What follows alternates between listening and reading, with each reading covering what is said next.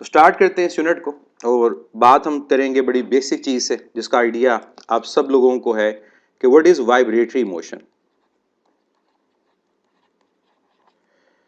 Vibratory motion को जब define किया जाता है तो क्या कहा जाता है कि vibratory motion is a to and fro motion.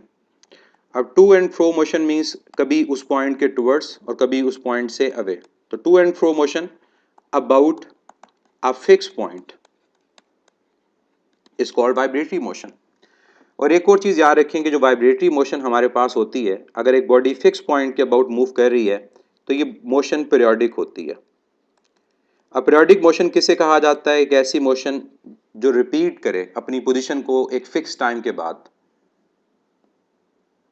कि अगर हमारे पास मोशन एक फिक्स टाइम के बाद रिपीट होती है तो वो मोशन क्या होती है? वो पीरियोडिक मोशन होती है। अब ये जो पोजीशंस हमारे पास वाइब्रेटरी मोशन में इन्वॉल्व होते हैं, मैं सिंपल हार्मोनिक मोशन की बात अभी करूंगा, उससे पहले मैं इन पोजीशंस की बात कर लूं जिनका आपको आइडिया होना चाहिए कि हमारे पास जो रेफरेंस पॉइंट होता है, that reference point is mean position.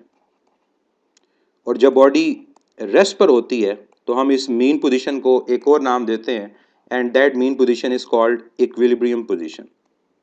तो कई दफ़ा हमारे क्वेश्चंस आते हैं कि वाइब्रेटिंग बॉडी की वेलोसिटी को फाइंड करना है कहाँ पर? इक्विलिब्रियम पोजीशन के ऊपर। तो मीन पोजीशन को इक्विलिब्रियम पोजीशन का नाम दिया जाता है। इसके अलावा जो हमारे पास दूसरी पोजीशन आप लोग जानते हैं, दैट इज एक्सट्रीम पोजीशन। अब ये जो हमारे पास एक्सट्रीम पोजीशन है, ये दो एक्सट्रीम होंगे, एक हमारे पास राइट एक्सट्रीम है और एक लेफ्ट एक्सट्रीम है। इस एक्सट्रीम पोजीशन का एक और नाम भी होता है और वो नाम हमारे पास होता है रेस्टिंग पोजीशन का। इसको रेस्टिंग पोजीशन का नाम क्यों दिया जाता है? क्योंकि इस पॉइंट के ऊपर वाइब्रेटिंग बॉडी की वेलोसिटी जीरो हो जाती है। तो ये नामों का आपको आइडिया होना चाहिए ताकि अगर कोई आपके पास एमसीक्यू आता है कि वेलोसिटी फाइंड करें, एक्सेलेरेशन फाइंड करें रेस्टिंग पोजीशन पे, इक्विलिब्रियम पोजीशन पे, तो आप उसका आंसर दे सकें। तो एक्सट्रीम पोजीशन को रेस्टिंग पोजीशन और मीन पोजीशन को इक्विलिब्रियम पोजीशन का नाम दिया जाता है। इस मीन पोजीशन को इक्विलिब्रियम पोजीशन का नाम देने की एक रीज़न आप ये भी कह सकते हो कि पेंडुलम के अंदर इस पॉइंट के ऊपर जो फोर्सेस का रिजल्टेंट होता है वो जीरो होता है। एक्सट्रीम पोजीशन पे जीरो नहीं होता। एक्सट्रीम पोजीशन के ऊपर रीस्टोरिंग फोर्स एक्ट कर रही होती है जो बॉडी को टुवर्ड्स मीन लेकर आ रही होती है। ये पॉइंट हम सबको पता होना चाहिए कि वाइब्रेटरी मोशन में मीन पोजीशन, एक्सट्रीम पोजीशन क्या होता है। अब अगर मैं यहाँ पर एक पॉइंट को डिस्कस करता हूँ कि हमारे पास सर्कुलर मोशन वो भी पीरियोडिक होती है। अगर हम पीरियोडिक मोशन की बात करें तो सर्कुलर मोशन भी पीरियोडिक होती है, वाइब्रेटरी मोशन भी पीरियोडिक होती है। तो दोनों में डिफरेंस क्या है? दोनों में डिफरेंस ये होता है कि सर्कुलर मोशन में जो फिक्स पॉइंट से डिस्टेंस होता है वो चेंज नहीं होता। कि लेट से एक बॉडी अगर एक सर्कल में रोटेट कर रही है तो चाहे बॉडी पॉइंट ए के ऊपर है, चाहे पॉइंट बी के ऊपर है, चाहे पॉइंट सी पे, चाहे पॉइंट डी के ऊपर, वो दोबारा ए पर आ जाती है। हर पॉइंट पे उसका फिक्स पॉइंट जो सेंटर होगा उससे डिस्टेंस क्या रहेगा? Same, and that distance is called radius. लेकिन वाइब्रेटरी मोशन में आप लोगों ने याद रखना है कि हमारा डिस्टेंस फिक्स पॉइंट से सेम नहीं रहता। डिस्टेंस फ्रॉम फिक्स पॉइंट, और जो फिक्स पॉइंट की बात हम कर रहे हैं वो हमारा रेफरेंस पॉइंट है मीन पोजीशन। तो डिफरेंस फ्रॉम फिक्स पोजीशन या फिक्स पॉइंट ये कांस्टेंट नहीं होता, ये हर पॉइंट के ऊपर चेंज हो रहा होगा। तो ये चीज़ें बेसिक है जो हमें पता होनी चाहिए कि वाइब्रेटरी मोशन में टू एंड फ्रो मोशन को बोला जाता है, ये मोशन पीरियोडिक होती है। इसके अलावा हमारे पास जो मीन पोजीशन है इसको इक्विलिब्रियम पोजीशन कहा जाता है और एक्सट्रीम पोजीशन को रेस्टिंग पोजीशन कहा जाता है।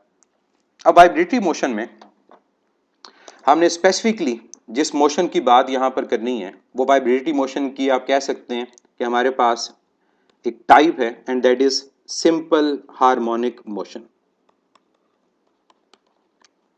उर्दू में कभी आपने सुना हो इसका नाम तो इसको सादा मूसीकाई हरकत का नाम दिया जाता है।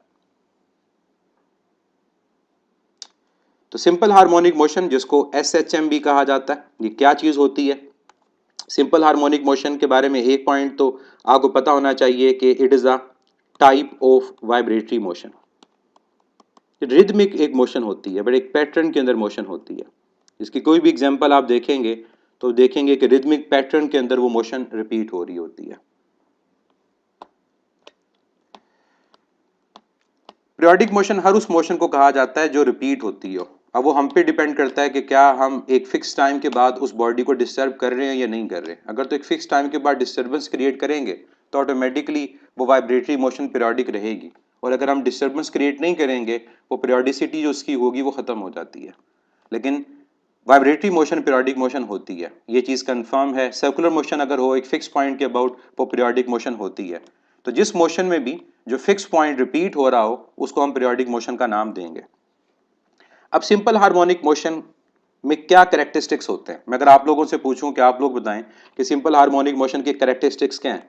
जो बेसिक कैरेक्टरिस्टिक्स वो तो हम ये कहते हैं कि नंबर वन, कि हमारे पास सिंपल हार्मोनिक मोशन एक ऐसी वाइब्रेटरी मोशन है जहां पर एक्सेलेरेशन डायरेक्टली प्रोपोर्शनल होती है displacement from mean position.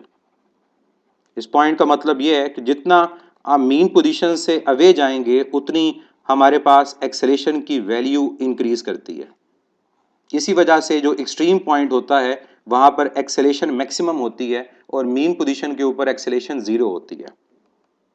Second point, acceleration is always directed towards mean position. Acceleration हमेशा उसकी अगर डायरेक्शन को देखें तो उसकी डायरेक्शन एक ही होगी, और वो डायरेक्शन क्या है, that is directed towards mean position. और इस चीज को जब हम इक्वेशन की फॉर्म में देखते हैं, चाहे वो पेंडुलम की इक्वेशन हो, मैस स्प्रिंग सिस्टम की इक्वेशन हो, तो हमारे पास यहाँ पर नेगेटिव साइन इन्वॉल्व हो रहा होता है। और इस इक्वेशन के अंदर जो नेगेटिव साइन हमारे पास आ रहा होता है, that negative sign indicates direction of acceleration. अब ये जो एक्सेलेरेशन की डायरेक्शन टुवर्ड्स मीन पोजीशन, इसको बड़ा सिंपल तरह से एक्सप्लेन किया जाता है। और वो एक्सप्लेनेशन क्या है कि जब बॉडी मीन से एक्सट्रीम जा रही होती है तो वेलोसिटी डिक्रीज करती है। जब वेलोसिटी करेगी एक्सेलेरेशन ऑपोजिट होगी।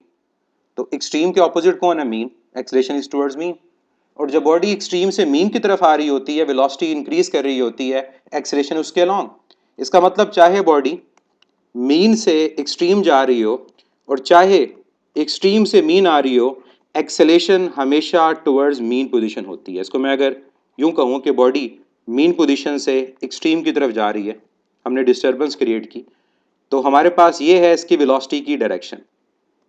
और वेलोसिटी क्या कर रही होती है, डिक्रीज। तो हमने क्या पढ़ा था, जब वेलोसिटी डिक्रीज करे तो एक्सेलेरेशन नेगेटिव है और उसके ऑपोजिट है। तो यहां पर देखें एक्सेलेरेशन टुवर्ड्स मीन है।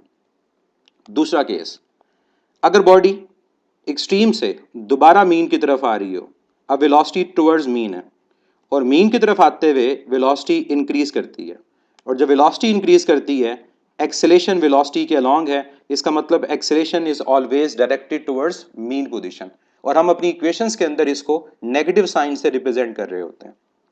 इसके अलावा सिंपल हार्मोनिक मोशन के क्या कैरेक्टरिस्टिक्स है। अगर आपके पास क्वेश्चन आता है कि which of the following characteristic about simple harmonic motion is correct और इनकरेक्ट, आपको आइडिया होना चाहिए। नेक्स्ट कैरेक्टरिस्टिक ये है कि हमारे पास कोई भी सिंपल हार्मोनिक मोशन हो तो वहां पर law of conservation of energy obey होगा। Law of conservation of energy obey होने का मतलब ये है कि हर पॉइंट के ऊपर टोटल एनर्जी कांस्टेंट रहेगी, और वो उस पॉइंट के ऊपर पोटेंशियल और काइनेटिक एनर्जी का सम के इक्वल होगी। ये भी सिंपल हार्मोनिक मोशन की कैरेक्टरिस्टिक है। इसके अलावा सिंपल हार्मोनिक मोशन की क्या कैरेक्टरिस्टिक है, जो सिंपल हार्मोनिक मोशन इसकी वेव फॉर्म होगी, इसको हम कन्वेंशनली कहते हैं कि वो साइनोसाइडल होती है। अब साइनोसाइडल का मतलब आपको पता है कि साइनोसाइडल मींस जो साइन फंक्शन का ग्राफ होगा, मतलब साइन थीटा जैसा होता है, तो साइनोसाइडल वेव फॉर्म होती है इस शेप की। ये कन्वेंशनली मैं बात कर रहा हूं, जब बॉडी की मोशन स्टार्ट कहां से हो, मीन से, तो जो ग्राफ हमारा होगा वो साइन फंक्शन का ग्राफ होगा। क्लियर। अब आ जाए नेक्स्ट पॉइंट की तरफ। नेक्स्ट पॉइंट हमारे पास क्या है, सिंपल हार्मोनिक मोशन के अंदर जब बॉडी मीन पोजीशन के ऊपर होती है तो क्या चीज जीरो होती है और क्या चीज मैक्सिमम होती है। इसी तरह सिंपल हार्मोनिक मोशन में जब बॉडी एक्सट्रीम पोजीशन के ऊपर होती है तो तब क्या चीज मैक्सिमम होती है और क्या चीज मिनिमम होती है। इस पॉइंट को आप अच्छी तरह जानते हैं कि मीन पोजीशन के ऊपर हमारी जो वेलोसिटी होती है वो मैक्सिमम होती है, और हमारी जो एक्सेलेरेशन है that is minimum equal to zero. और जब बॉडी एक्सट्रीम पॉइंट पे जाती है तो वेलोसिटी हमारी मिनिमम, तभी उसको रेस्टिंग पॉइंट कहते हैं, और इस पॉइंट के ऊपर जो एक्सेलेरेशन होती है दैट इज मैक्सिमम। तो ये तमाम करेक्टरिस्टिक्स हमारे पास हैं सिंपल हार्मोनिक मोशन के। तो अगर क्वेश्चन कोई आए तो आपको इनका आइडिया होना चाहिए, ताकि आप इनकी बेस पे बता सकें कि कौन सी स्टेटमेंट हमारे पास करेक्ट है और कौन सी स्टेटमेंट इनकरेक्ट है। एग्जाम्पल्स की बात करें तो पर्टिकुलरली मैं उन एग्जाम्पल्स की बात करूंगा जो हमने इस सिलेबस में भी पढ़नी है। एग्जाम्पल्स हमारे पास क्या क्या हैं? एग्जाम्पल्स हमारे पास मैस स्प्रिंग सिस्टम है, चाहे वो मैस स्प्रिंग सिस्टम हॉरिजॉन्टल हो और चाहे वो मैस स्प्रिंग सिस्टम वर्टिकल हो। मैस स्प्रिंग सिस्टम के अलावा सिंपल पेंडुलम, और सिंपल पेंडुलम के अलावा जो थर्ड एग्जाम्पल हमारे पास है that is projection of a body in uniform circular motion. जो यूनिफॉर्म सर्कुलर मोशन है वो खुद हमारे पास, आप ये नहीं कह सकते कि वो सिंपल हार्मोनिक मोशन की एग्जांपल है, लेकिन उस बॉडी का जो प्रोजेक्शन देखा जाता है that projection is simple harmonic motion. इसको बड़ा ब्रीफली हमने डिस्कस करना है, जो हमारे सिलेबस में इतना ज़्यादा नहीं है, तो हम इसको बड़ा ब्रीफली डिस्कस करेंगे कि प्रोजेक्शन किस तरह से ली जाती है। पास पेपर में इससे रिलेटेड क्वेश्चन है, लेकिन वो डिस्प्लेसमेंट की इक्वेशन अगर आपको पता हो तो आप उससे भी सॉल्व कर सकते हो। खिजर ने एक पॉइंट, बल्कि महा मलिक ने बात की है काइनेटिक एनर्जी की। बिल्कुल मीन पोजीशन पे अगर वेलोसिटी मैक्सिमम है तो काइनेटिक एनर्जी मैक्सिमम है और पोटेंशियल एनर्जी जीरो है। मैं मेंशन कर देता हूँ, इस पॉइंट के ऊपर जो काइनेटिक एनर्जी होगी वो मैक्सिमम होगी और potential energy minimum equal to zero, और एक्सट्रीम पॉइंट के ऊपर वेलोसिटी मिनिमम है तो काइनेटिक एनर्जी मिनिमम और जीरो, और पोटेंशियल एनर्जी उस पॉइंट पर क्या होगी, वो मैक्सिमम होगी। चलें, ये तो बात हो गई हमारे पास सिंपल हार्मोनिक मोशन की कैरेक्टरिस्टिक्स और उसकी एग्जांपल्स के कौन कौन से एग्जांपल्स हैं। अब हम बात करेंगे wave form of simple harmonic motion. बड़ा इंपॉर्टेंट टॉपिक है। ग्राफ हमारे पास सिंपल हार्मोनिक मोशन के कैसे होते हैं। अब इन ग्राफ्स को हम दो तरह से डिस्कस करेंगे।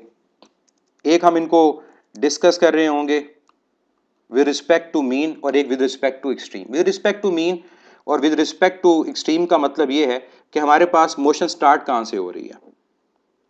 तो wave forms of simple harmonic motion.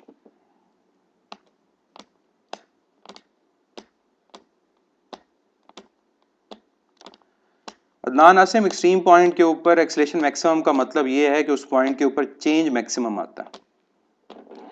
अब सिंपल हार्मोनिक मोशन के वेव फॉर्म हमने जो डिस्कस करने हैं वो हमारे पास तीन ग्राफ हम डिस्कस करेंगे साइमल्टेनियसली। एक ग्राफ हमारा होगा डिस्प्लेसमेंट और टाइम का, displacement along y and time along x। दूसरा ग्राफ हम जो डिस्कस करेंगे वो वेलोसिटी टाइम का होगा, velocity along y and time along x। और तीसरा जो ग्राफ हमारे पास होगा वो होगा एक्सेलेरेशन और टाइम का। इसमें एक्सेलेरेशन हमारे पास होगी अलोंग y और हमारे पास टाइम होगा अलोंग x। और पहले हम ये ग्राफ डिस्कस करेंगे स्टार्टिंग फ्रॉम मीन पोजीशन, कि अगर हमारे पास जो वाइब्रेटरी मोशन है वो स्टार्ट कहाँ से हो, मीन पोजीशन से स्टार्ट हो। तो मैं चाहूँगा कि मेरे ग्राफ ड्रॉ करने से पहले आप लोग अपने नोटबुक्स के अंदर ये ग्राफ ड्रॉ करें और फिर टैली करें कि क्या आपके ग्राफ करेक्ट है। डिस्प्लेसमेंट टाइम, दूसरा ग्राफ वेलोसिटी टाइम और तीसरा ग्राफ एक्सेलेरेशन टाइम।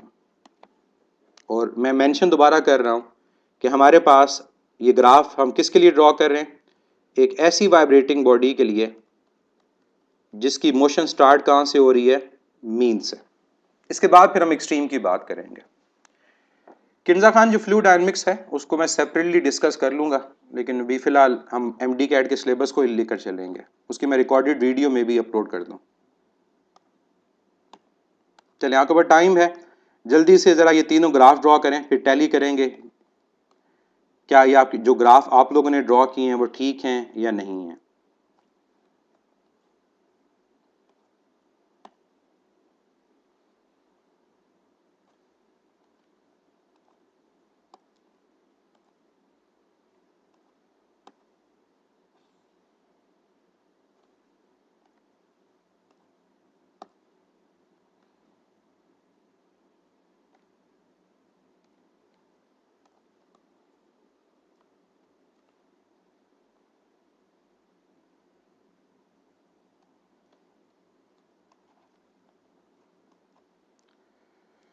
और अगर आप लोगों ने ये ग्राफ ड्रॉ कर ली हैं तो दूसरा काम ये करें कि 3 ग्राफ और ड्रॉ करें, डिस्प्लेसमेंट टाइम, वेलोसिटी टाइम और एक्सेलेरेशन टाइम।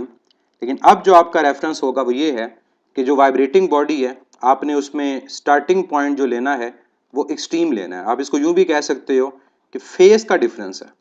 जब बॉडी की मोशन स्टार्ट हो रही है मीन से तो आपका जो फेस कांस्टेंट है वो 0 डिग्री है, और जब बॉडी की मोशन स्टार्ट हो रही है एक्सट्रीम से तब आपका जो फेस कांस्टेंट है वो 90 डिग्री है। चलिए अगर ग्राफ ड्रॉ कर लिए, अब ग्राफ देखते हैं कि क्या आप लोगों के करेक्ट हैं या नहीं है।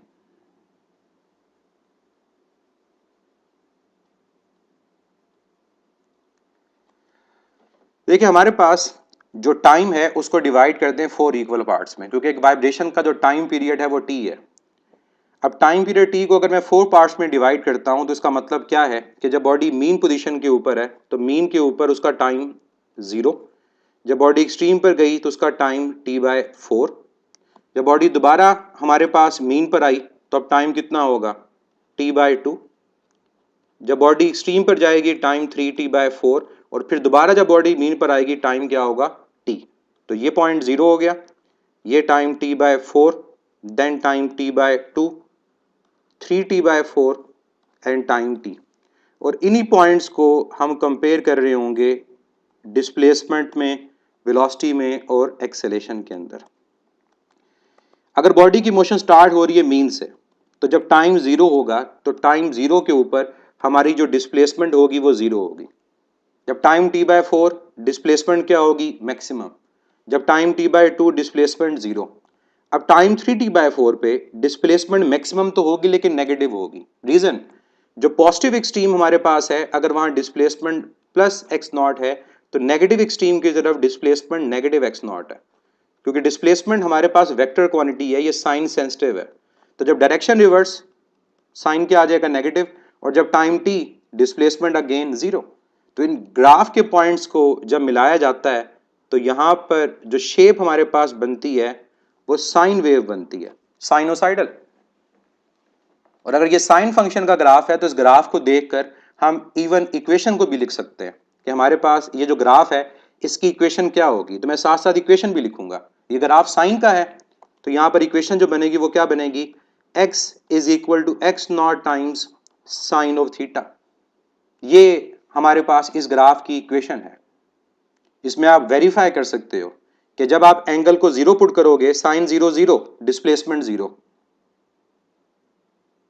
हमारे पास जब टाइम t/4 एंगल कितना है 90, साइन 91 डिस्प्लेसमेंट मैक्सिमम है और पॉजिटिव है।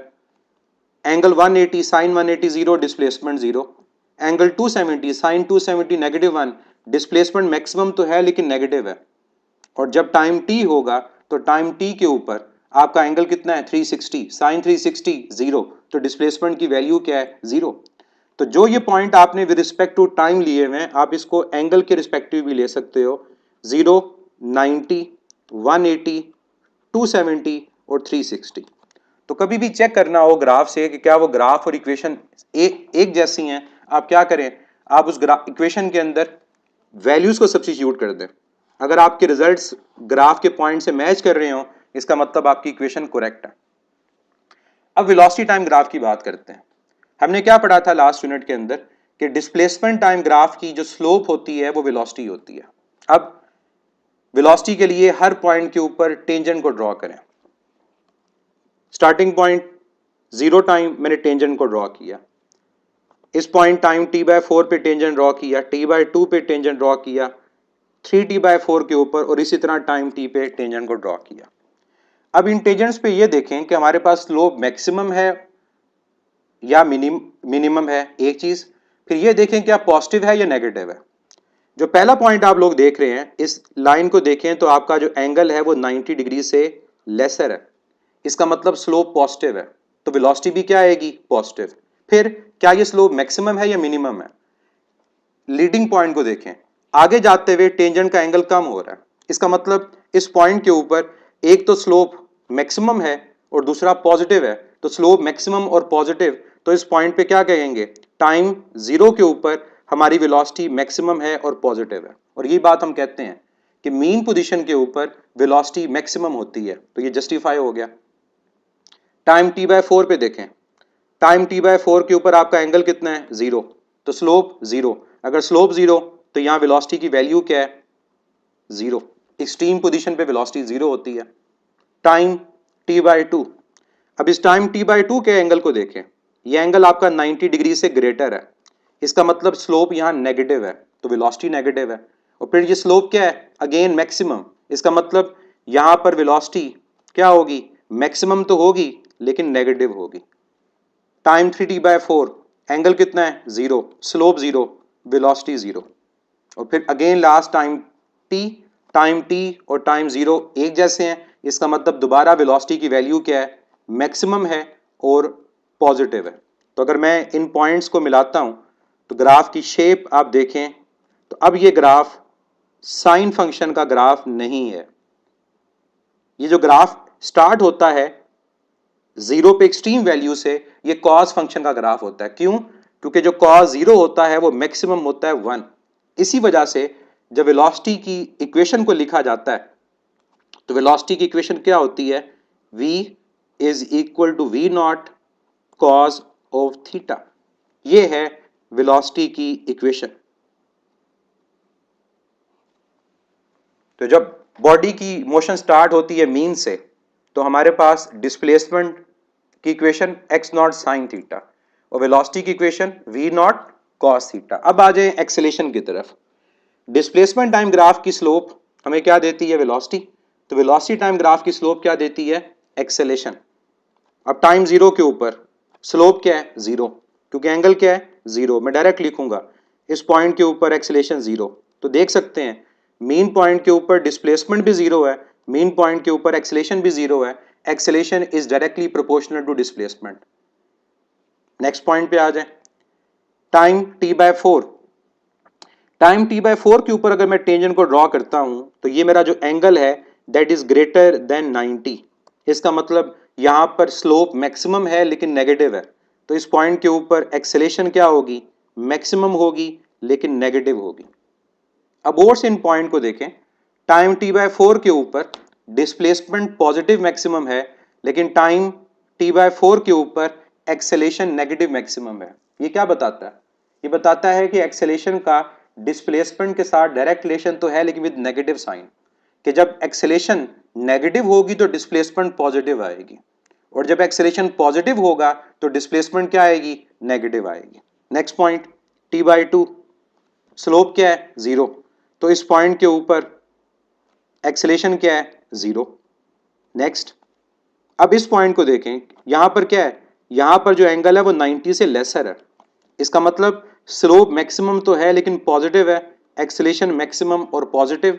और लास्ट पॉइंट दोबारा टाइम 0 की तरह स्लोप 0, इस पॉइंट के ऊपर अगेन एक्सेलेरेशन 0। अब इस ग्राफ को अगर मैं ड्रॉ करता हूं तो ये साइन ग्राफ के रिवर्स है। रिवर्स का मतलब क्या है, ये नेगेटिव साइन का ग्राफ है। इस वजह से इस ग्राफ की अगर इक्वेशन लिखेंगे तो क्या लिखेंगे, हम लिखेंगे a is equal to minus A naught sine theta. ये माइनस साइन थीटा का ग्राफ है। जिस पॉइंट पे साइन की वैल्यू +1 आती है यहां पर -1 आएगी, और जहां पर साइन की वैल्यू -1 आती है यहां +1 आ रही होगी। तो ये ग्राफ है हमारे पास सिंपल हार्मोनिक मोशन के उस बॉडी के लिए जिसकी मोशन मीन पोजीशन से स्टार्ट हुई। तो ये ग्राफ की शेप आप लोगों को याद रखनी है कि मीन पोजीशन के लिए क्या होगा। अब आ जाए एक्सट्रीम के लिए। अगर बॉडी की मोशन स्टार्ट एक्सट्रीम से हो तब ग्राफ की शेप क्या होगी। अगर बॉडी की मोशन स्टार्ट एक्सट्रीम से हो रही है, मैं अगेन टाइम को 4 पार्ट्स में डिवाइड कर देता हूं, 0, t/4, t/2, 3t/4 and time t। और इन्हीं पॉइंट्स के ऊपर मैं डिस्प्लेसमेंट, वेलोसिटी और एक्सेलेरेशन को अब कंपेयर करूंगा। क्या अब भी जो इक्वेशंस आएंगी वो सेम आएंगी, कि जो बॉडी मीन पोजीशन से स्टार्ट कर रही होती है, क्या तब जो इक्वेशंस आई थी और जो अब इक्वेशंस आएंगी क्या वो सिमिलर होंगी। आंसर आप लोगों का आ गया डिफरेंट हो गया, क्योंकि फेज शिफ्ट हो रहा है। अब ग्राफ की बात करते हैं, ग्राफ कैसा होगा। जब बॉडी एक्सट्रीम पॉइंट से स्टार्ट करेगी तो अब मैं यहाँ पर ये कहूँगा कि अब यहाँ पर जो टाइम है वो 0 है। यहाँ से बॉडी आई मीन पे, वहाँ टाइम क्या है t/4। यहाँ से बॉडी गई एक्सट्रीम पे, यहाँ टाइम क्या है t/4। बॉडी दोबारा आई मीन पे, टाइम क्या है 3t/4, और फिर दोबारा आई अपने इनिशियल पॉइंट के ऊपर, टाइम क्या है t। अब अगर मैं इसके डिस्प्लेसमेंट के ग्राफ को ड्रॉ करता हूँ तो हमारे पास जब बॉडी एक्सट्रीम के ऊपर है टाइम 0 के ऊपर, तो उस पॉइंट के ऊपर उसकी डिस्प्लेसमेंट इनिशियली मैक्सिमम है। क्यों है? क्योंकि डिस्प्लेसमेंट हम देखते हैं मीन पोजीशन से। तो बॉडी जब स्टार्ट ही एक्सट्रीम से कर रही है तो उसकी इनिशियली जो डिस्प्लेसमेंट है वो मैक्सिमम है x0, और जब टाइम t/4 होगा वो मीन पर आ जाएगी, तो मीन पर आके डिस्प्लेसमेंट क्या हो जाएगी 0। जब टाइम t/2 वो नेगेटिव एक्सट्रीम पे चली जाएगी, डिस्प्लेसमेंट नेगेटिव मैक्सिमम हो जाएगी। तो ये गलती नहीं करनी कि जब बॉडी स्टार्ट एक्सट्रीम से कर रही है वहां पर आप डिस्प्लेसमेंट को 0 ले लें। हम डिस्प्लेसमेंट को फ्रॉम मीन पोजीशन ले रहे होते हैं। अब जब टाइम 3t/4 बॉडी दोबारा मीन के ऊपर है, डिस्प्लेसमेंट 0, और जब time t again displacement maximum and positive. तो अब इन पॉइंट्स को अगर हम ज्वाइन करते हैं ग्राफ से, तो अब हमारे पास जो ग्राफ की शेप आएगी उसको देखिएगा कि वो ग्राफ की शेप आप लेफ्ट साइड पे देख सकते हैं कि किस फंक्शन के ग्राफ जैसी है। क्या ये ग्राफ जो डिस्प्लेसमेंट का बना, क्या वो एग्जैक्टली वेलोसिटी के ग्राफ जैसा नहीं बना?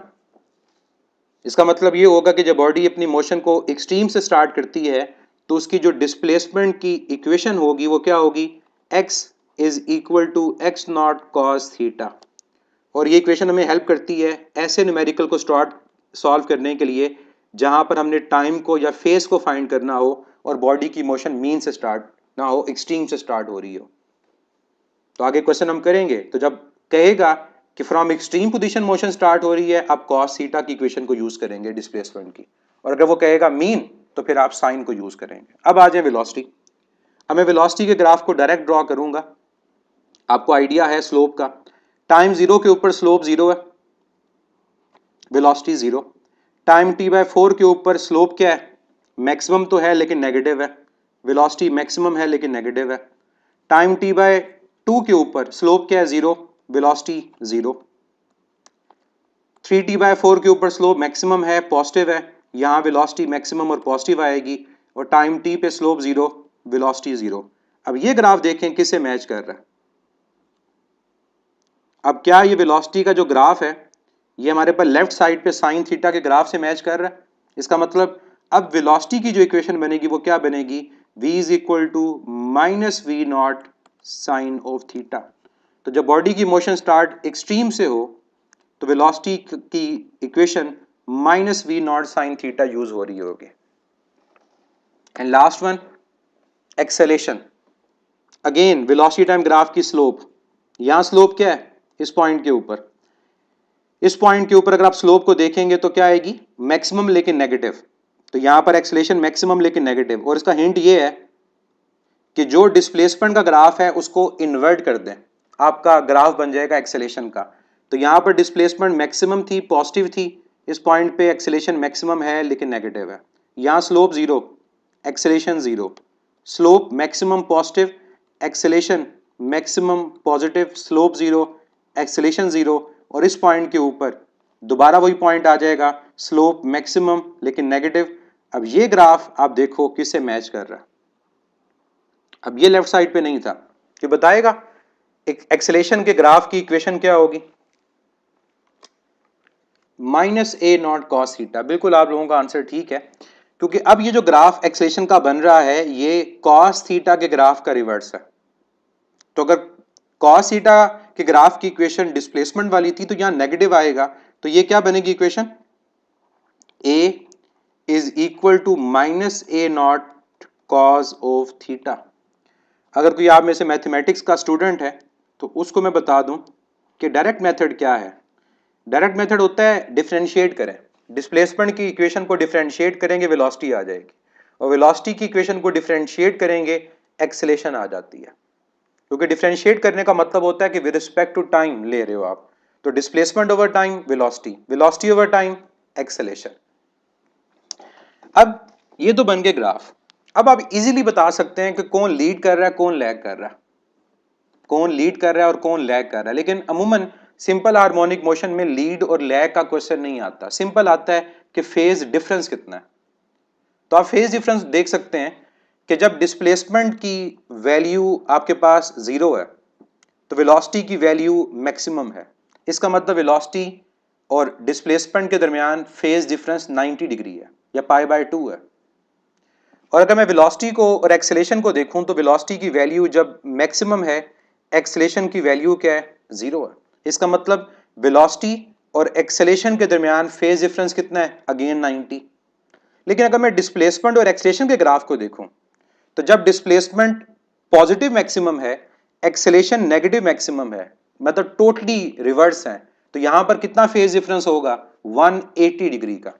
तो मैं अगर यहां पर इन वेव फॉर्म से फेज डिफरेंस को मेंशन करना चाहूं, मैं लीड और लैग की बात नहीं करूंगा, वो आप लोगों को आइडिया है कि जिसकी पीक वैल्यू, और कौन सी peak value, positive peak value पहले आ रही हो वो लीड करता है, और जिसकी पॉजिटिव पीक वैल्यू बाद में आ रही हो वो लैग करता है। तो मैं सिंपल देखूंगा कि फेज डिफरेंस हमारा कितना है between displacement, velocity and acceleration. इसके फेज डिफरेंस को देखने के लिए मैं आपको एक सिंपल एक वेक्टर ड्रॉ कर देता हूं, उससे आपको आइडिया हो जाएगा कि हमारे पास फेज डिफरेंस क्या है। तो कभी भी अगर आपके पास फेज डिफरेंस को याद रखना है सिंपल हार्मोनिक मोशन के अंदर, आप क्या करें, ये वेक्टर्स ड्रॉ कर लें और यहां पर आपने लेबल कर देना इनको। लीड लैग की मैं बात बार बार कर रहा हूं कि नहीं कर रहा, वो आप लोगों को आइडिया है। अब यहां पर 3 वेक्टर्स आप ड्रॉ करेंगे, यहां कौन आएगा, अगर डिस्प्लेसमेंट तो यहां पर एक्सेलेरेशन, कितना एंगल है इन दोनों के दरमियान, हमेशा 180 डिग्री। तो आप क्या लिखेंगे, phase difference between displacement and acceleration is 180 degree. दरमियान में कौन आएगा, ऑब्वियसली वेलोसिटी आएगा, क्योंकि हमें पता है कि वेलोसिटी का जो फेज डिफरेंस हमारे पास है डिस्प्लेसमेंट के साथ वो भी 90 डिग्री है, और वेलोसिटी का फेज डिफरेंस एक्सेलेरेशन से वो भी कितना है, 90 डिग्री है। और ये फेज डिफरेंस दोनों के लिए है, इसमें लीड लैग नहीं शो कर रहा, सिंपली बता रहा हूं कि कितना फेज डिफरेंस है, चाहे हम मीन पोजीशन से मोशन को स्टार्ट करें चाहे एक्सट्रीम से स्टार्ट करें। तो इसके रिजल्ट्स अगर मैं लिखूं तो मैं क्या लिखूंगा, मैं लिखूंगा कि phase difference between displacement and velocity π/2 means 90 degree. Phase difference between displacement and acceleration pi 180 degree, and phase difference between velocity and acceleration again 90 degree π/2. Clear. तो ये फेज डिफरेंस हमारा हो गया सिंपल हार्मोनिक मोशन के अंदर। और lead और lag के बारे में मैं आपको बता देता हूं कि जिसकी पॉजिटिव पीक वैल्यू पहले आ रही हो वो लीड करेगा, और जिसकी पॉजिटिव पीक वैल्यू बाद में आई वो लैग करेगा। इसको मैं अगर इकट्ठा दो ग्राफ को आपको कंपेयर कर दूं, अगर ये एक येलो ग्राफ है और मेरे पास एक ये पिंक ग्राफ है, अगर मैं कह देता हूं कि मेरा जो येलो ग्राफ है ये है डिस्प्लेसमेंट का और जो पिंक ग्राफ है वो वेलोसिटी का, कितना फेज डिफरेंस है, दोनों की पॉजिटिव पीक वैल्यू के दरमियान फेज का डिफरेंस देख लें। तो दोनों की जो पॉजिटिव पीक वैल्यू है उनके दरमियान कितना डिफरेंस है, π/2 90 डिग्री। कौन लीड कर रहा है कौन लैग कर रहा है, जिसकी पॉजिटिव पीक वैल्यू पहले आ रही है। किसकी पॉजिटिव पहले पीक वैल्यू आ रही है, वेलोसिटी की, तो यहां वेलोसिटी क्या करेगा, लीड, और जिसकी पॉजिटिव पीक वैल्यू बाद में आएगी वो क्या कर रहा है, लैग। तो अगर कभी क्वेश्चन आ भी जाए लीड और लैग का, आप इसको देख सकते हैं। बार बार ये बात कर रहा हूं कि मैं लीड लैग के रिस्पेक्टिव बात नहीं कर रहा, मैं सिंपली बात कर रहा हूं कि फेज डिफरेंस कितना है। वो -90 भी हो सकता है, +90 भी हो सकता है, डिपेंड करता है कि बॉडी की मोशन स्टार्ट कहां से हो रही है। ठीक है, इसलिए इस पॉइंट की तरफ ना जाएं कि कौन लीड कर रहा है कौन लैग कर रहा है, क्योंकि जब तक कंडीशन पूरी गिवन ना हो कि मोशन स्टार्ट मीन से हो रही है, एक्सट्रीम से हो रही है, और इवन क्या पॉजिटिव एक्सट्रीम से हो रही है या नेगेटिव एक्सट्रीम से हो रही है, तो -90 +90 भी हो सकता है, इसलिए इस चीज को याद ना रखें। अब एक और एग्जांपल मैं आपको लीड और लैग की दे दूं। मेरे पास फर्ज करें ये ग्राफ है, ये ग्राफ किसका है, डिस्प्लेसमेंट का, और ये ग्राफ किसका है, एक्सेलेरेशन का। अब दोनों की पॉजिटिव पीक वैल्यू को देखें, ये है इसकी positive peak value x not, है एक्सेलेरेशन की positive peak value plus A not. किसकी पॉजिटिव पीक वैल्यू पहले आ रही है, यानी किसका फेज कम है?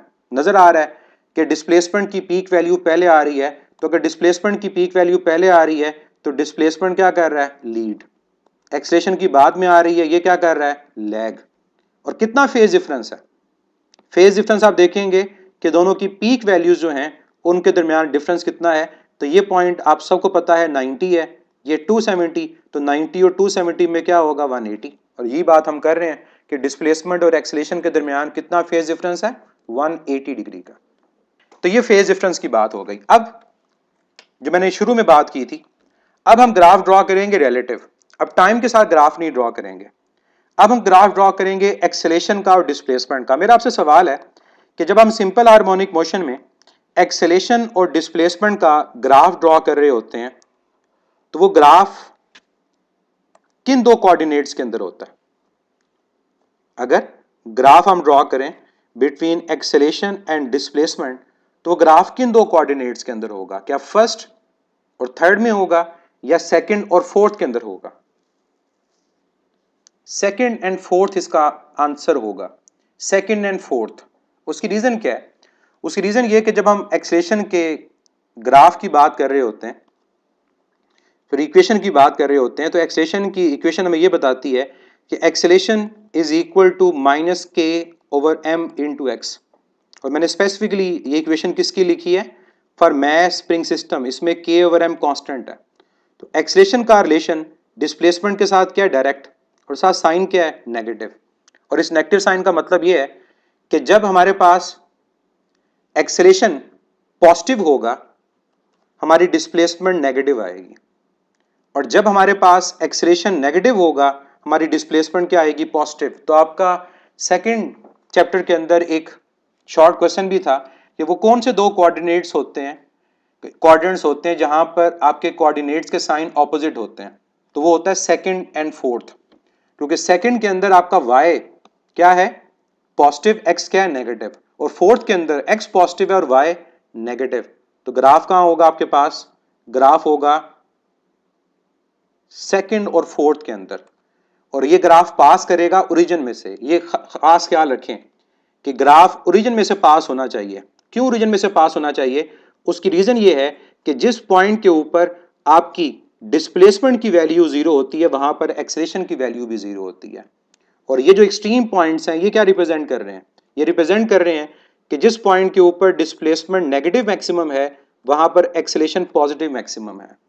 और ये पॉइंट क्या रिप्रेजेंट कर रहा है? ये पॉइंट रिप्रेजेंट कर रहा है जब डिस्प्लेसमेंट पॉजिटिव मैक्सिमम है, एक्सेलेरेशन नेगेटिव मैक्सिमम है। और ये चीज आप देख भी सकते हैं।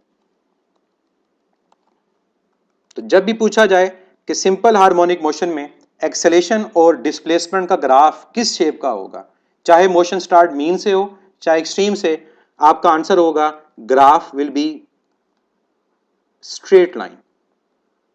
और स्ट्रेट लाइन होगा किस क्वाड्रेंट के अंदर? वो होगा सेकंड और फोर्थ क्वाड्रेंट के अंदर। ये चीज याद रखनी है आपने। अब आए वेलोसिटी और डिस्प्लेसमेंट की तरफ। वेलोसिटी और डिस्प्लेसमेंट का ग्राफ किस शेप का होगा? सिंपल हार्मोनिक मोशन में वेलोसिटी और डिस्प्लेसमेंट का ग्राफ किस शेप का होगा? और क्या वेलोसिटी और डिस्प्लेसमेंट का ग्राफ मीन पोजीशन से पास करेगा? जी, आंसर अब मिल रहे हैं शेप एग्जैक्ट। ग्राफ की शेप होगी एलिप्स, एलिप्टिकल शेप। और आपको पता है कि एलिप्टिकल शेप मीन पोजीशन से पास नहीं करेगी। ओवल शेप ठीक है, लेकिन परफेक्ट जो शेप हमारे पास होगी वो एलिप्टिकल एलिप्स होगा। जैसे पैराबोला कॉनिकल शेप है, एलिप्स भी कॉनिकल शेप है। सर्कल, एलिप्स, पैराबोला और हाइपरबोला, ये सारी की सारी शेप्स जो हैं ये क्या हैं? एलिप्स हैं। अब क्यों ये ग्राफ एलिप्टिकल होगा? अब ये चीज जरूरी है पता होना। अब जरा देखें ये ग्राफ एलिप्स शेप का क्यों बनता है। मैं स्टार्ट करता हूं मीन पोजीशन से। मीन पोजीशन में जब आपकी डिस्प्लेसमेंट की वैल्यू जीरो होती है तो आप जानते हैं कि इस पॉइंट के ऊपर हमारी वेलोसिटी की वैल्यू जो होती है वो पॉजिटिव मैक्सिमम है। मैं स्पेसिफिकली अगर मैं बात करूं तो अब मैं ये बात कर रहा हूं from mean position, motion start हो रही है, तो जब डिस्प्लेसमेंट जीरो, वेलोसिटी क्या है? Positive maximum. अगला पॉइंट क्या होता है? एक्सट्रीम। एक्सट्रीम पॉइंट के ऊपर हमारे पास जब डिस्प्लेसमेंट की वैल्यू पॉजिटिव मैक्सिमम आती है तो इस पॉइंट के ऊपर हमारी वेलोसिटी की वैल्यू क्या हो जाती है? जीरो। मैं बल्कि सेपरेट कलर से शो कर देता हूं, आपको आइडिया हो जाएगा कि पहला पॉइंट मैंने ब्लू से शो किया, वो ये रिप्रेजेंट कर रहा है जब डिस्प्लेसमेंट जीरो, वेलोसिटी मैक्सिमम और पॉजिटिव। नेक्स्ट पॉइंट क्या है? जब डिस्प्लेसमेंट मैक्सिमम और पॉजिटिव है तो इस पॉइंट पे वेलोसिटी क्या हो जाती है? जीरो, क्योंकि एक्सट्रीम पर जाकर वेलोसिटी की वैल्यू जीरो। नेक्स्ट पॉइंट क्या होता है? नेक्स्ट पॉइंट होता है extreme, again sorry mean. Body extreme से दोबारा मीन पर आ गई। अब बॉडी जब दोबारा एक्सट्रीम से मीन पर आई, दोबारा हमारी डिस्प्लेसमेंट की वैल्यू जीरो हो गई, लेकिन अब वेलोसिटी जो पहले राइट की तरफ थी अब वो लेफ्ट की तरफ है। अब वेलोसिटी मैक्सिमम तो होगी लेकिन नेगेटिव होगी। ये आप ग्राफ से भी देख सकते हैं कि जब डिस्प्लेसमेंट हमारी जीरो होती है दोबारा तो वेलोसिटी नेगेटिव हो जाती है। और लास्ट पॉइंट जब डिस्प्लेसमेंट नेगेटिव मैक्सिमम होगी तो इस पॉइंट के ऊपर वेलोसिटी दोबारा क्या हो जाती है? जीरो। और बहुत अच्छे तरह से इसको अगर समझना चाहें तो आसान ये है कि आप ग्राफ का टेबल ड्रॉ कर लें, यहां पर मेंशन करें डिस्प्लेसमेंट को, यहां वेलोसिटी को, और साथ टाइम को ले लें कि जब हमारे पास टाइम जो है वो जीरो है तब क्या होगा? t/4, t/2, 3t/4 and time t। Zero means mean position, mean position पे displacement zero, velocity positive maximum. t/4 extreme, displacement maximum, velocity zero. t/2 displacement zero, velocity maximum negative. 3t/4 displacement क्या होगी? Displacement होगी negative maximum, velocity zero, और time t again displacement zero, velocity positive maximum. तो गौर से देखें, इन तमाम points में से कोई ऐसा पॉइंट नहीं है जहां दोनों जीरो हों। जब एक जीरो है दूसरा मैक्सिमम है, इसका मतलब ग्राफ मीन से पास नहीं करेगा। तो अगर मैं इन चारों पॉइंट्स को मिलाता हूं तो दो ऑप्शंस हैं। इन चारों पॉइंट्स को मिलाने से या तो आपके माइंड में आएगा सर्कल, या फिर आपके माइंड में आएगा ओवल शेप जिसको एलिप्टिकल हम बोलते हैं। अब सर्कल क्यों नहीं बनता? जब ये ग्राफ हम ड्रॉ करते हैं, हम इस ग्राफ की जो शेप है वो एलिप्टिकल क्यों शो करते हैं? एक तो इसकी रीजन मैथमेटिकल है कि जो डिस्प्लेसमेंट और वेलोसिटी की इक्वेशन है वो इक्वेशन एलिप्स की इक्वेशन है। हर जो हमारे पास फंक्शन होता है ना, वो किसी स्पेसिफिक कर्व को, किसी लाइन को रिप्रेजेंट कर रहा होता है। और जो डिस्प्लेसमेंट वेलोसिटी की इक्वेशन हम आगे जाके पढ़ते हैं, v square over v not square plus x square over x not square, वो इक्वेशन एलिप्स की होती है। एक रीजन तो ये है, लेकिन ये मैथमेटिक्स वाले ज्यादा बेहतर समझते हैं कि ये एलिप्स की इक्वेशन है। मैं दूसरी आपको एक रीजन देता हूं। वो रीजन ये है, क्या हमारे पास जो x नॉट है और जो v नॉट है इसकी मैग्नीट्यूड इक्वल है? क्या हमारे पास x नॉट और v नॉट की मैग्नीट्यूड इक्वल है? अगर तो ये मैग्नीट्यूड इक्वल हो तो फिर तो ये सिंपल शेप क्या बनेगी? सर्कल की, क्योंकि सर्कल के अंदर ये भी रेडियस होगा, ये भी रेडियस होगा।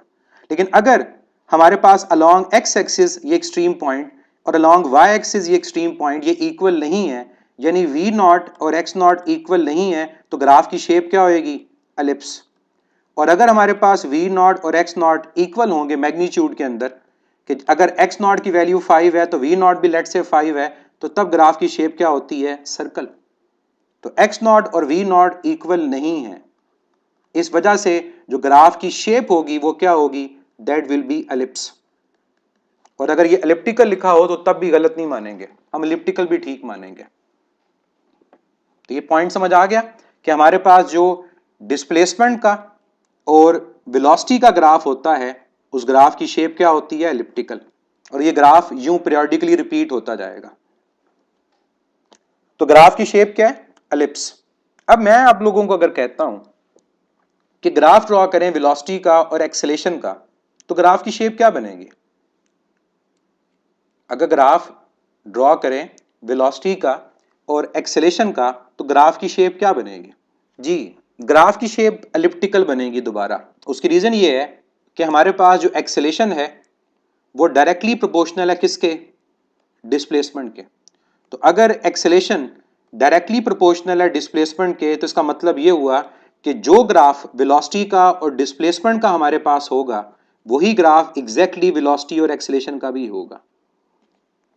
तो ये बात याद रखिएगा, अगर वेलोसिटी और एक्सेलरेशन का ग्राफ पूछा जाए तो उस ग्राफ की शेप भी क्या होगी? एलिप्स। क्यों? Because acceleration is directly proportional to displacement.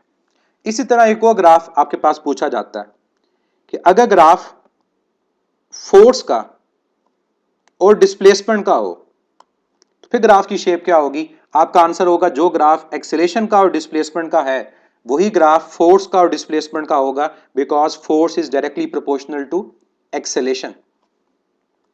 तो ये पॉइंट आप लोगों ने याद रखने हैं। अब आपको एक यहां स्पेशल मैं कंडीशन बता दूं जो माइंड में आपके आ रहा है, सर्कल वाला, कि सर्कल की जो शेप बात हो रही है कि वो कैसे ग्राफ बन सकता है। देखें हमारे पास जो स्पेशल कंडीशन है वो क्या है कि अगर ग्राफ वेलोसिटी और डिस्प्लेसमेंट के दरमियान हो और ग्राफ की जो शेप है वो एग्जैक्टली सर्कल है, ये कैसे पॉसिबल है? फार्मूला आप लोगों को मैं याद करवाता हूं, ये आगे जाके हम पढ़ेंगे भी। सर्कल कैसे हो सकता है ये ग्राफ? आपको फार्मूला मैं याद करवाता हूं, v naught is equal to x naught omega. ये मैक्सिमम वेलोसिटी का फार्मूला होता है। इस फार्मूला में अगर मैं कंडीशन को पुट कर दूं कि if v naught is equal to x naught, तो अगर v नॉट एक्स नॉट के इक्वल होगा तो कंडीशन क्या आएगी? Omega is equal to 1। तो अगर हमारी एंगुलर फ्रीक्वेंसी 1 के इक्वल हो, यूनिट के इक्वल हो, तो तब जो ग्राफ की शेप होगी वो सर्कुलर होगी। और ओमेगा इज इक्वल टू 1 का मतलब क्या होगा? ओमेगा होता है 2 पाई ओवर टाइम पीरियड। तो ये 1 के इक्वल आ गया। तो यहां से मेरा जो टाइम पीरियड आएगा वो क्या आएगा? टाइम किसके इक्वल आ जाएगा? 2 पाई के। और 2 पाई हमारे पास कितना होता है? 6.28 सेकंड। जो फ्रीक्वेंसी होगी वो 1 ओवर 2 पाई के इक्वल आएगी। क्लियर? तो ये कंडीशन है, लेकिन ये कंडीशन कहीं पर भी आज तक मैंने नहीं देखा कि इससे रिलेटेड सवाल पूछा जाए, लेकिन चूंकि आप लोग इसको सोच रहे हैं कि ग्राफ सर्कल का बनेगा, तो इस वजह से मैंने ये पॉइंट आपको बता दिया कि अगर ग्राफ की शेप सर्कल होगी तो फिर ये कंडीशन पूरी होनी चाहिए। और इवन मैथमेटिक्स में भी जब सेकेंड ईयर में चैप्टर नंबर 6 पढ़ते हैं कॉनिक्स का, तो वहां पर ये कंडीशन बताई जाती है कि अगर एलिप्स की इक्वेशन के अंदर एक्स नॉट और वाई नॉट को इक्वल पुट कर दिया जाए तो तब हमारे पास जो एलिप्टिकल शेप है वो एलिप्टिकल नहीं रहती, बल्कि क्या बन जाती है? वो सर्कल के इक्वल आ जाता है। ठीक है जी। तो ये ग्राफ वाला पॉइंट हमारा हो गया। जिस ग्राफ के अंदर हमने, अगर उसको जल्दी से रिवाइज कर लें, हमने displacement time, velocity time, acceleration time graph draw किए दो पॉइंट ऑफ व्यू से।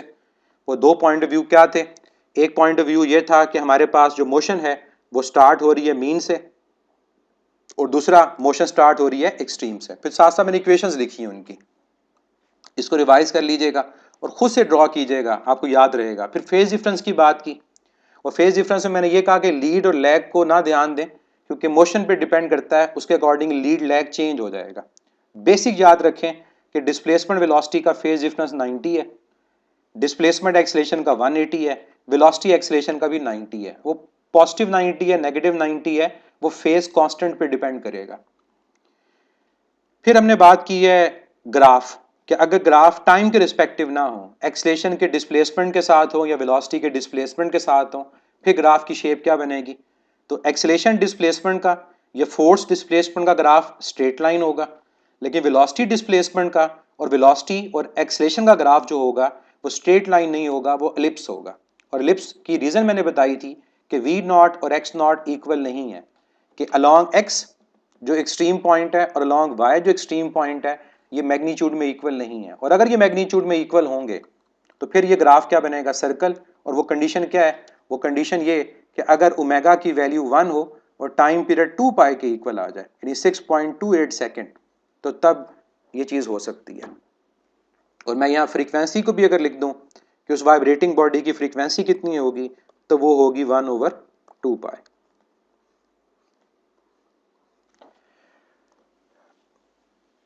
अब हम सिंपल हार्मोनिक मोशन में यूज होने वाले वेरिएबल्स की बात करेंगे, और ये वेरिएबल्स बड़े इंपॉर्टेंट हैं। इन वेरिएबल से रिलेटेड क्वेश्चंस आप देखते हो पास पेपर से पूछे जाते हैं, और ये सारे वेरिएबल्स बताने के बाद मैं आप लोगों से एक क्वेश्चन पूछूंगा और जितने भी वेरिएबल्स होंगे वो तमाम आप लोगों ने फाइंड करने होंगे। तो एक ही इक्वेशन जैसे x is equal to x naught sine theta या x is equal to x naught sine omega t, इस इक्वेशन के अंदर जो जो वेरिएबल्स इन्वॉल्व हो रहे हैं सिंपल हार्मोनिक मोशन के लिए वो क्या क्या है, अब हम उनकी बात करेंगे।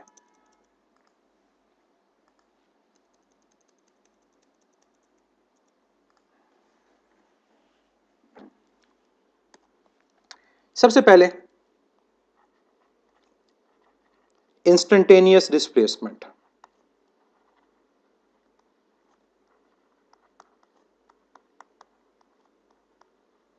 जिसको हम रिप्रेजेंट करते हैं x से।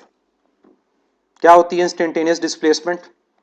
इसको हम ये कहेंगे displacement of a vibrating body from mean position. Statement जो होती हैं, डेफिनेशन जो होती हैं, इनको याद रखना है। आपके कई एमसीक्यूज जो बेसिक यहां से पूछे जाते हैं। Displacement of a vibrating body, हर एक क्वेश्चन न्यूमेरिकल नहीं होता किसी भी टेस्ट में फिजिक्स के। कई क्वेश्चन आपके होते हैं थ्योरेटिकल, जो स्टेटमेंट डेफिनेशन बेस होते हैं। कई होते हैं जो हमारे पास फार्मूला बेस होते हैं, ग्राफ बेस होते हैं। तो हर तरह की इंफॉर्मेशन आपको पता होनी चाहिए। अब इसकी दो इक्वेशंस हैं, अब आप इजीली आइडेंटिफाई कर सकते हो। अगर मैं लिखता हूं x is equal to x naught sine of theta, और इसको लिखा जाता है x is equal to x naught sine of omega t, और दूसरी जब हमारे पास वाइब्रेटिंग बॉडी की मोशन स्टार्ट होती है मीन से, तो फिर हम ये इक्वेशन लेते हैं कि मैं बात कर रहा हूं मोशन स्टार्ट हो मीन से। और अगर हमारे पास जो मोशन है वो मीन से स्टार्ट ना हो, वाइब्रेटिंग बॉडी की मोशन को हम एक्सट्रीम से ले रहे हो, तो तब ये इक्वेशन होगी। ये आगे जाके आपको क्लियर होगा face constant point of view से, कि जब फेस कांस्टेंट 0 होगा तो साइन थीटा, और जब फेस कांस्टेंट 90 होगा तो कॉस थीटा आएगा। दोनों के ग्राफ की शेप भी मैं साथ बता देता हूं कि पहले के ग्राफ की शेप जो होगी वो साइन वेव होगी, और दूसरे की जो ग्राफ होगा वो कॉस का ग्राफ होगा।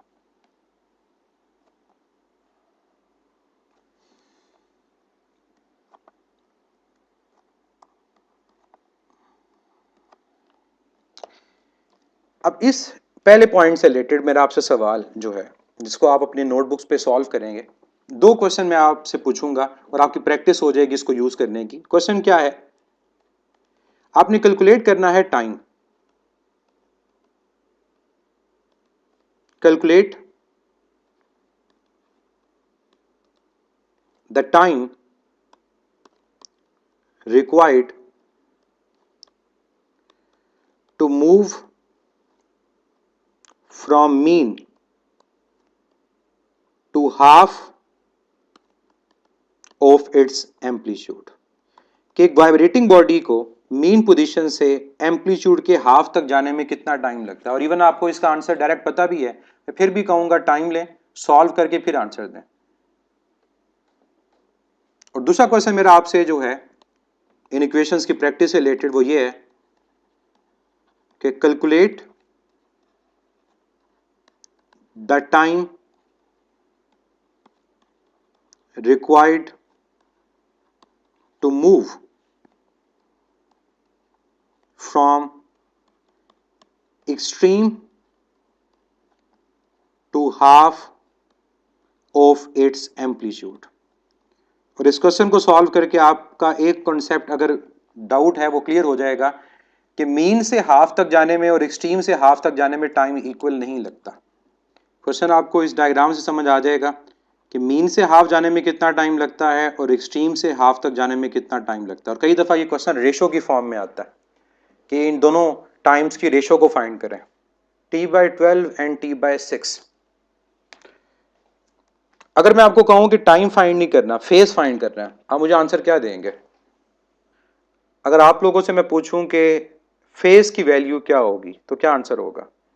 अब दोनों चीजों को देखें, अगर टाइम को फाइंड करना है तो क्या आएगा, फेस को फाइंड करना है तो क्या आएगा। पहला, मोशन कहां से स्टार्ट हो रही है? मीन से। अगर मोशन मीन से स्टार्ट हो रही है, इक्वेशन बनेगी x is equal to x naught sign.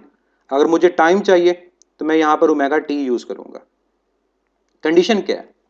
Condition ये है कि displacement x naught by two है, x की जगह x naught by two put कर दोगे, x नॉट कैंसिल हो जाएगा, यह आएगा 1/2 is equal to sine omega t. अब ओमेगा की वैल्यू आप लोगों को पता है, हमने आगे पढ़नी भी है। ओमेगा की वैल्यू को मैं यहाँ रिप्लेस कर देता हूँ किससे? 2 पाई ओवर टाइम पीरियड से। अब यहाँ फिलहाल कोई चीज कैंसिल आउट नहीं होती। जो साइन है वो यहां जाके क्या होएगा? इनवर्स। अब साइन जब यहां जाके इनवर्स हो जाएगा तो हमारे पास क्या आ जाएगा? Sine inverse 1/2 is equal to 2 pi over time period into t. अब साइन इनवर्स 1/2 क्या होता है? साइन इनवर्स 1/2 हमारे पास होता है 30 डिग्री, और 30 डिग्री होता है पाई/6। तो जो t/12 है वो बेसिकली पाई/6 है। पाई/6 का मतलब क्या होता है? 30 डिग्री। जो t/12 है वो क्या है? पाई/6। तो पहला आंसर मिल गया कि मीन से हाफ तक जाने में जो हमारा यहां पर फेज होगा वो कितना होगा? वो पाई/6 होगा, यानी 30 डिग्री होगा। अब टाइम को सॉल्व करने के लिए बाकी सॉल्व कर लें। 2 pi over time period into T, pi cancel हो जाएगा, 2 इंटू 6 12, तो क्रॉस मल्टीप्लाई किया तो टाइम इक्वल आ गया t/12। और इसी कैलकुलेशन में हम एंगल भी फाइंड कर चुके हैं, और एंगल कितना आया? पाई/6। अब आ जाए दूसरे केस के ऊपर। अब हमारे पास जो दूसरा केस था उसमें मोशन कहां से स्टार्ट हो रही है? Motion is starting from extreme. इसको डायरेक्ट भी कर सकते हैं।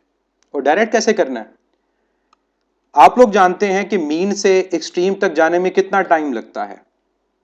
मीन से चाहे आप एक्सट्रीम तक जाएं और चाहे आप एक्सट्रीम से मीन तक जाएं, जो टोटल टाइम होता है वो t/4 होता है। मीन से एक्सट्रीम भी t/4, एक्सट्रीम से मीन भी t/4। अब क्या मैं कह सकता हूं कि टोटल टाइम जो है वो दो पार्ट्स में डिवाइड हो चुका है, t1 और t2, कि जो टोटल टाइम मीन से एक्सट्रीम तक वो t1 और t2 का सम है। t1 क्या है? मीन से हाफ तक जाने का, और t2 क्या है? एक्सट्रीम से आगे जाने का। अब टोटल टाइम t/4 है, आपने t1 कैलकुलेट कर लिया t/12, तो डायरेक्ट अगर आप इसको सॉल्व करें, मैं इसका आंसर डायरेक्ट लिखूंगा t2 का। आप यहां पर लेंगे एलसीएम, और एलसीएम लेने से जो t2 का आपका आंसर आएगा वो आएगा t/4 minus t/12 is equal to t/6। ये है डायरेक्ट मेथड, कि अगर आप पूरी इक्वेशन को सॉल्व नहीं करते, आपको एक टाइम पता है तो t/4 में से माइनस करते हैं, रिमेनिंग टाइम फाइंड हो जाएगा। लेकिन अगर आप लोगों को सेपरेट क्वेश्चन आ गया और पहला टाइम याद नहीं है तो फिर आपको सॉल्व करना है। अब सॉल्यूशन भी देख लें, रिवाइज हो जाएगा। x is equal to x naught cos omega t, क्योंकि मोशन एक्सट्रीम से स्टार्ट हो रही है। x कितना है? X naught by two cos omega t. X naught cancel हो जाएगा, यह आ जाएगा 1/2 is equal to cos omega क्या होता है? 2 pi over time period. Cos inverse हो जाएगा, साइन इनवर्स 1/2 30 होता है, और कॉज इनवर्स 1/2 60 होता है। और 60 डिग्री को क्या लिखते हैं? पाई/3। इसका मतलब यह है कि एक्सट्रीम से हाफ तक जाने में जो हमारा फेज होता है वो पाई/3 होता है, यानी 60 डिग्री। तो एक ही क्वेश्चन में दोनों चीजें फाइंड हो गई। अब आगे टाइम की कैलकुलेशन पूरी कर दें। पाई से कैंसिल, क्रॉस मल्टीप्लाई, जब क्रॉस मल्टीप्लाई करेंगे तो टाइम कितना आ जाएगा? t/6। और एंगल कितना है? एंगल इज पाई/3 मींस 60 डिग्री। तो यहां से हमें आइडिया हो गया कि हमारे पास मीन से एक्सट्रीम या एक्सट्रीम से मीन आते हुए बॉडी की वेलोसिटी यूनिफॉर्म नहीं होती। तभी हम कहते हैं एक्सट्रीम की तरफ जाते हुए वेलोसिटी डिक्रीज कर रही होती है, और मीन की तरफ आते हुए वेलोसिटी इंक्रीज कर रही होती है। पहले हाफ में जो टाइम है वो इक्वल, और दूसरे हाफ का टाइम इक्वल नहीं है। इस चीज को अगर मैं अब रिवाइज करवाऊं तो ये हमारे पास दो पॉइंट्स हैं, मीन एक्सट्रीम, x0 x0, ये आ गया centre, x naught by 2। Mean से सेंटर तक जाने में टाइम लगा t बाय 12, और हमारे पास एक्सट्रीम से मीन तक जाने में जो टाइम लगा, सॉरी मिड से एक्सट्रीम तक जाने में जो टाइम लगा वो कितना लगा t बाय 6। तो ये दोनों टाइम इक्वल नहीं है। अगर इसको मैं बोल दूं t1, इसको बोल दूं t2, और आपको ये रेशो फाइंड करने को कहा जाए तो t1 ओवर t2, तो ये 1:1 नहीं, ये t by 12 over t by 6 है, ये कैंसिल हो जाएगा और ये आपके पास आ जाएगा 6 बाय 12। तो आंसर क्या है? 1:2।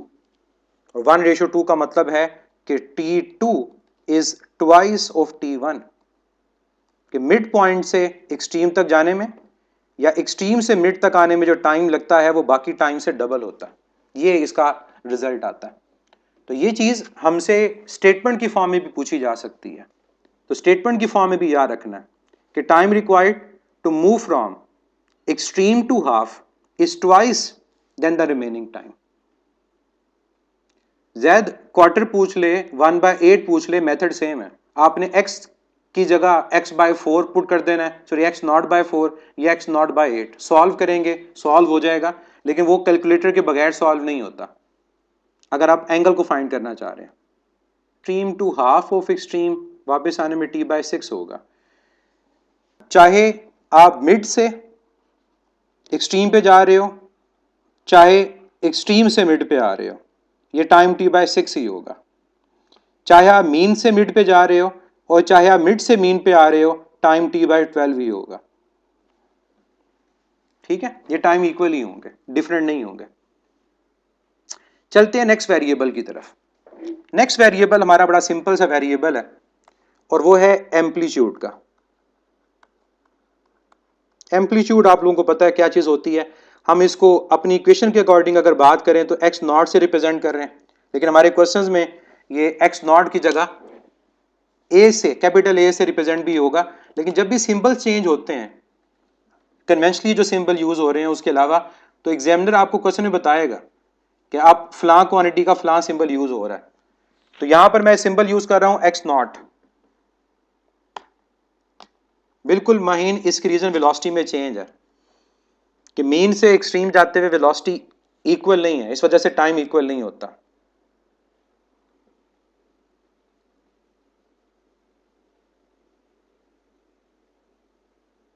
Adnan Wasim, half of extreme से इक्वेशन नहीं बनती, इक्वेशन बनती है मीन से।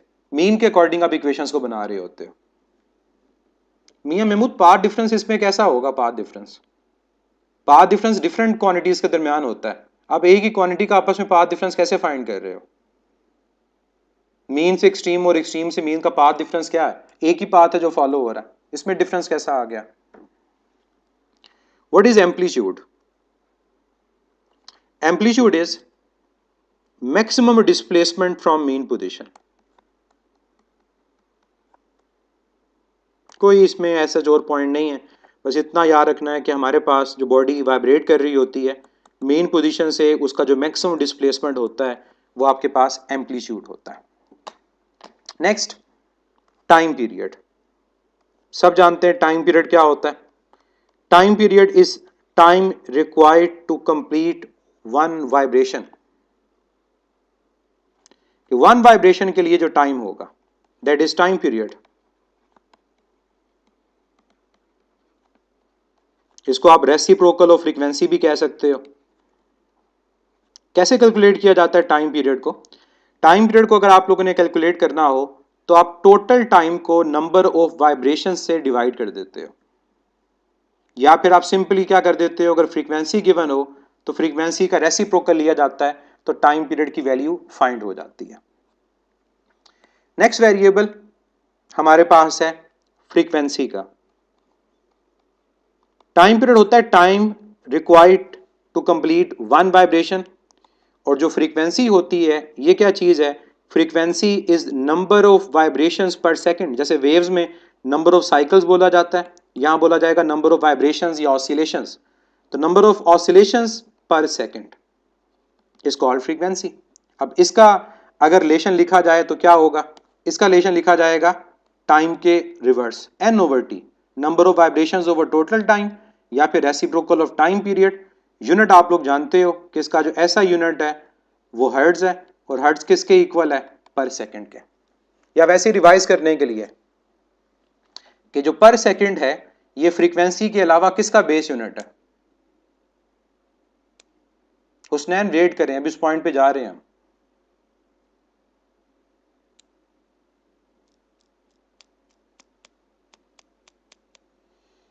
पर सेकंड फ्रीक्वेंसी के अलावा किसका बेस यूनिट है?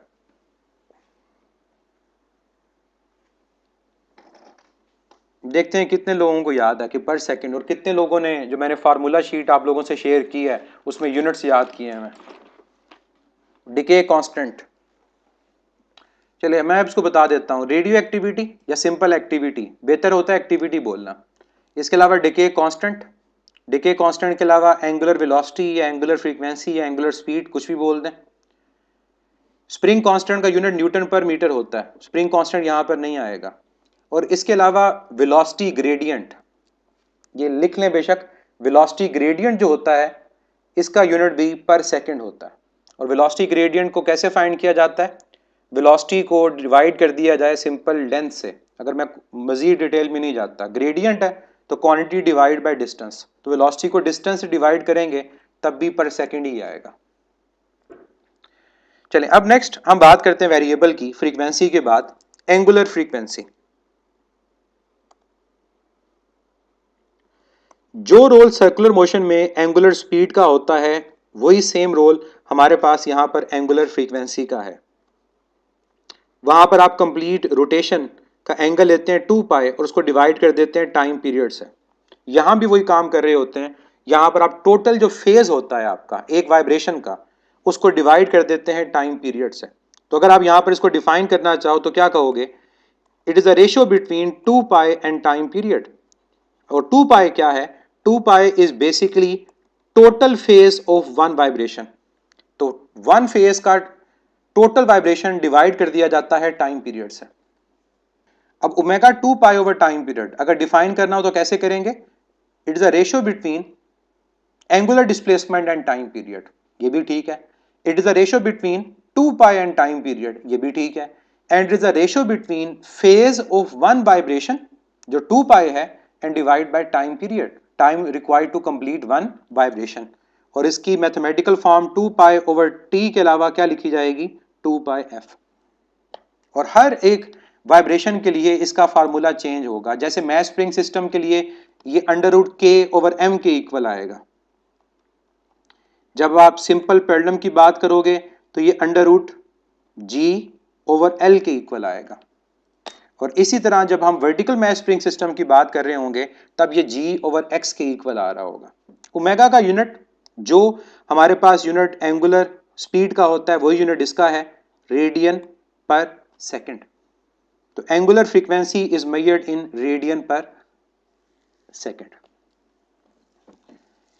और एंगुलर फ्रीक्वेंसी यूनिट की कंडीशन मैं ऊपर बता चुका हूं। जब एंगुलर फ्रीक्वेंसी 1 के इक्वल हो तो इसका मतलब क्या है? इसका मतलब होगा कि मैक्सिमम वेलोसिटी और एम्पलीट्यूड इन दोनों की मैग्नीट्यूड सेम है, मतलब न्यूमेरिकल वैल्यू सेम है।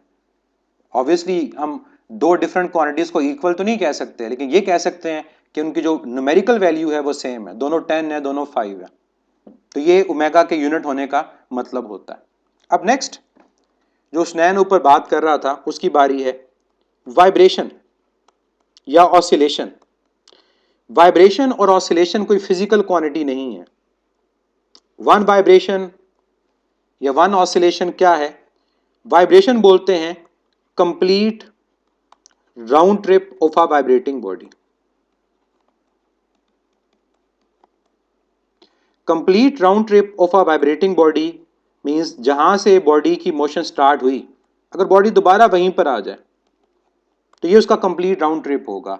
लेट से अगर हमारे पास पेंडुलम मोशन एक्सट्रीम मीन से स्टार्ट करे तो बॉडी एक्सट्रीम पे गई, दोबारा मीन पे, फिर दोबारा एक्सट्रीम पे, और इन द एंड दोबारा मीन पे। तो ये इसका कंप्लीट राउंड ट्रिप है। अब यहां पर जो सवाल पूछा जाता है वो ये है कि वन वाइब्रेशन में टोटल डिस्टेंस कितना है और डिस्प्लेसमेंट कितनी है। हाई वाइब्रेशन में डिस्टेंस कितना है, डिस्प्लेसमेंट कितनी है। 1/4 वाइब्रेशन में डिस्टेंस कितना है, डिस्प्लेसमेंट कितनी है। तो मैं इसका एक टेबल जल्दी से बना देता हूं कि हमारे पास 1/4 vibration, half vibration, 3/4 of vibration और कंप्लीट 1 वाइब्रेशन। इसमें डिस्टेंस क्या होगा, डिस्प्लेसमेंट क्या होगी।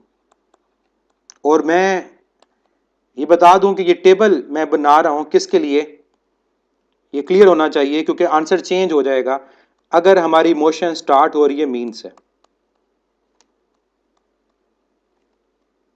मैं कंपैरिजन के लिए नीचे एक्सट्रीम की बात भी करूंगा, लेकिन मैं लिख रहा हूं कि starting from mean position. Question mention करेगा कि बॉडी मीन से स्टार्ट हो रही है तो इतने टाइम के बाद, और वाइब्रेशन को टाइम की फॉर्म में लिखा जाए तो ये टाइम t/4 होगा, ये टाइम t/2, ये टाइम 3t/4 और ये टाइम t।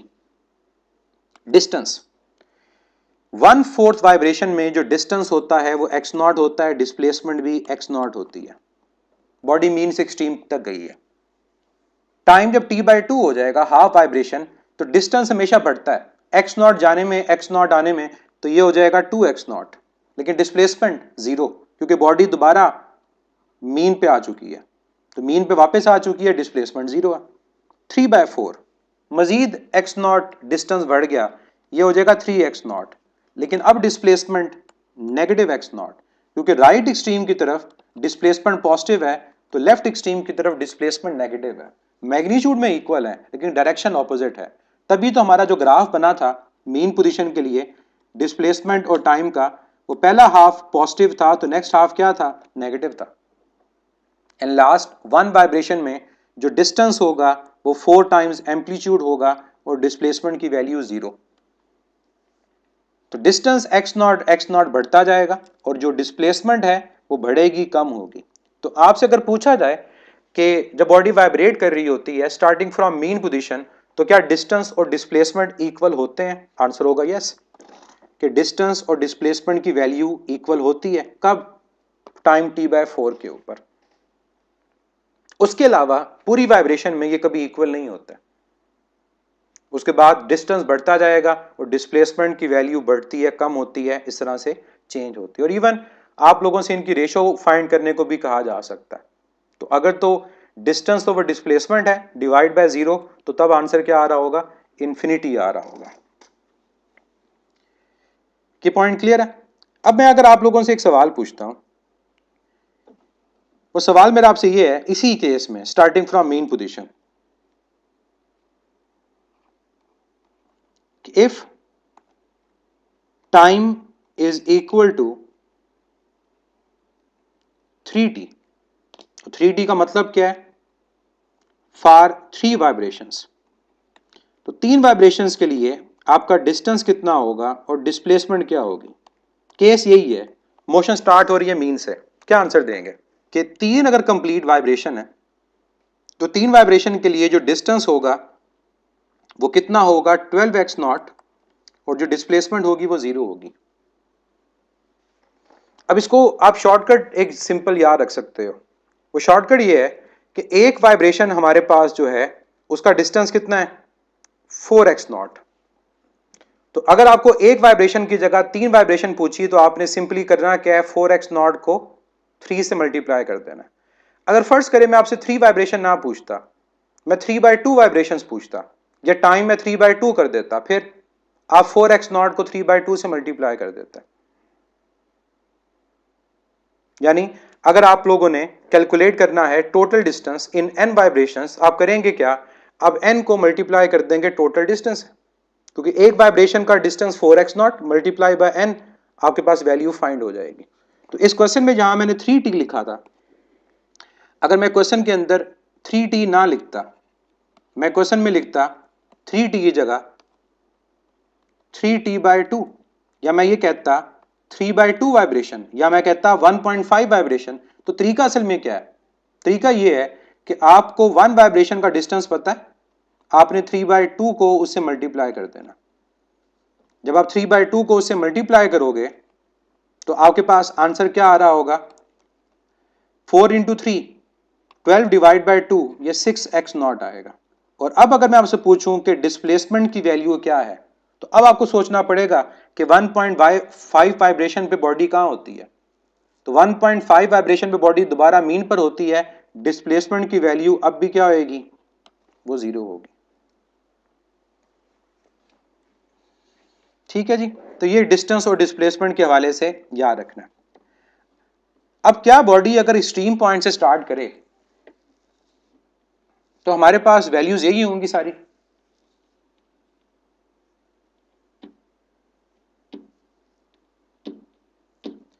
अगर मैं कहता हूं कि बॉडी की मोशन मेरे पास स्टार्ट जो हो रही है मीन से नहीं हो रही,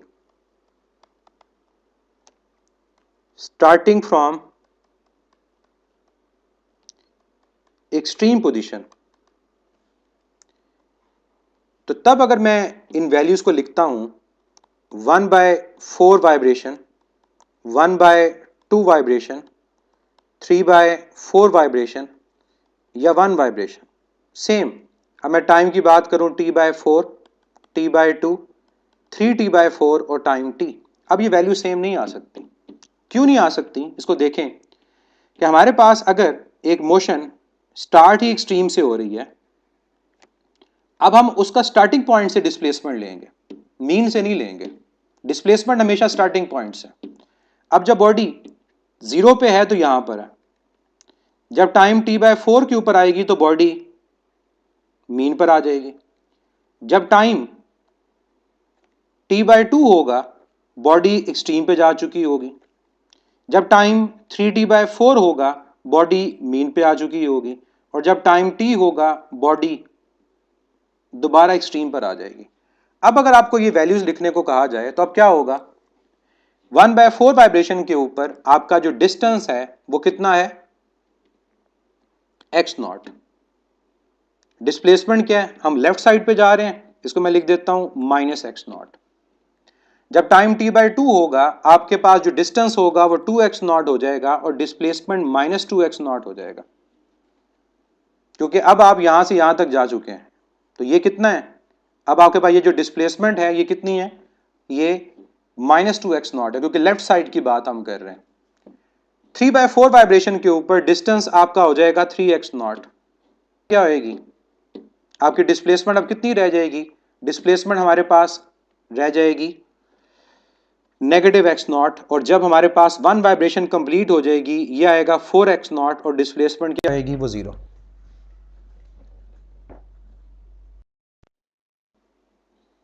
क्लियर है। और ये नेगेटिव साइन मैं क्यों लगा रहा हूं, क्योंकि मेरा जो वेक्टर ओवरऑल आएगा डिस्प्लेसमेंट का वो लेफ्ट साइड पर आएगा। तो हर पॉइंट पे जो डिस्प्लेसमेंट वेक्टर है, चाहे यहां पर चाहे यहां पर फिर दोबारा यहां पर, वो लेफ्ट साइड पर है, तो मैंने कोऑर्डिनेट्स के अकॉर्डिंग इसके साथ साइन क्या लगा दिया, मैंने नेगेटिव साइन लगा दिया। आप चाहो तो पॉजिटिव लगा दो, इससे फर्क नहीं पड़ता, वो हमारे रेफरेंस लेने के ऊपर है कि क्या हम लेफ्ट साइड को नेगेटिव ले रहे हैं या पॉजिटिव ले रहे हैं। और सेम अगर इस क्वेश्चन में आपसे कहता हूं कि बॉडी स्टार्ट हो रही है एक्सट्रीम से, तो टाइम 3T/2 है, अब आपका रिजल्ट चेंज हो जाएगा, डिस्टेंस तो उतना ही आएगा लेकिन डिस्प्लेसमेंट की वैल्यू वो नहीं आती।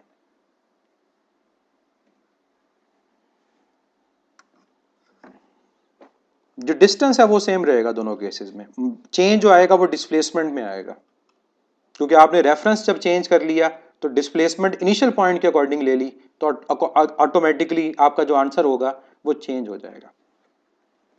नेक्स्ट वेरिएबल हमारा जो है दैट इज फेज। फेज क्या चीज करता है, फेज हम कहते हैं एंगल को भी और टाइम को भी। एक ऐसा एंगल या एक ऐसा टाइम जो क्या करे, दैट स्पेसिफाइज या mentions instantaneous value of displacement and its direction. एक ऐसा एंगल और टाइम जो आपको इंस्टेंटेनियस डिस्प्लेसमेंट की मैग्नीट्यूड बताए और इंस्टेंटेनियस डिस्प्लेसमेंट की डायरेक्शन बताए, वो हमारे पास क्या होगा, वो फेज कहलाएगा।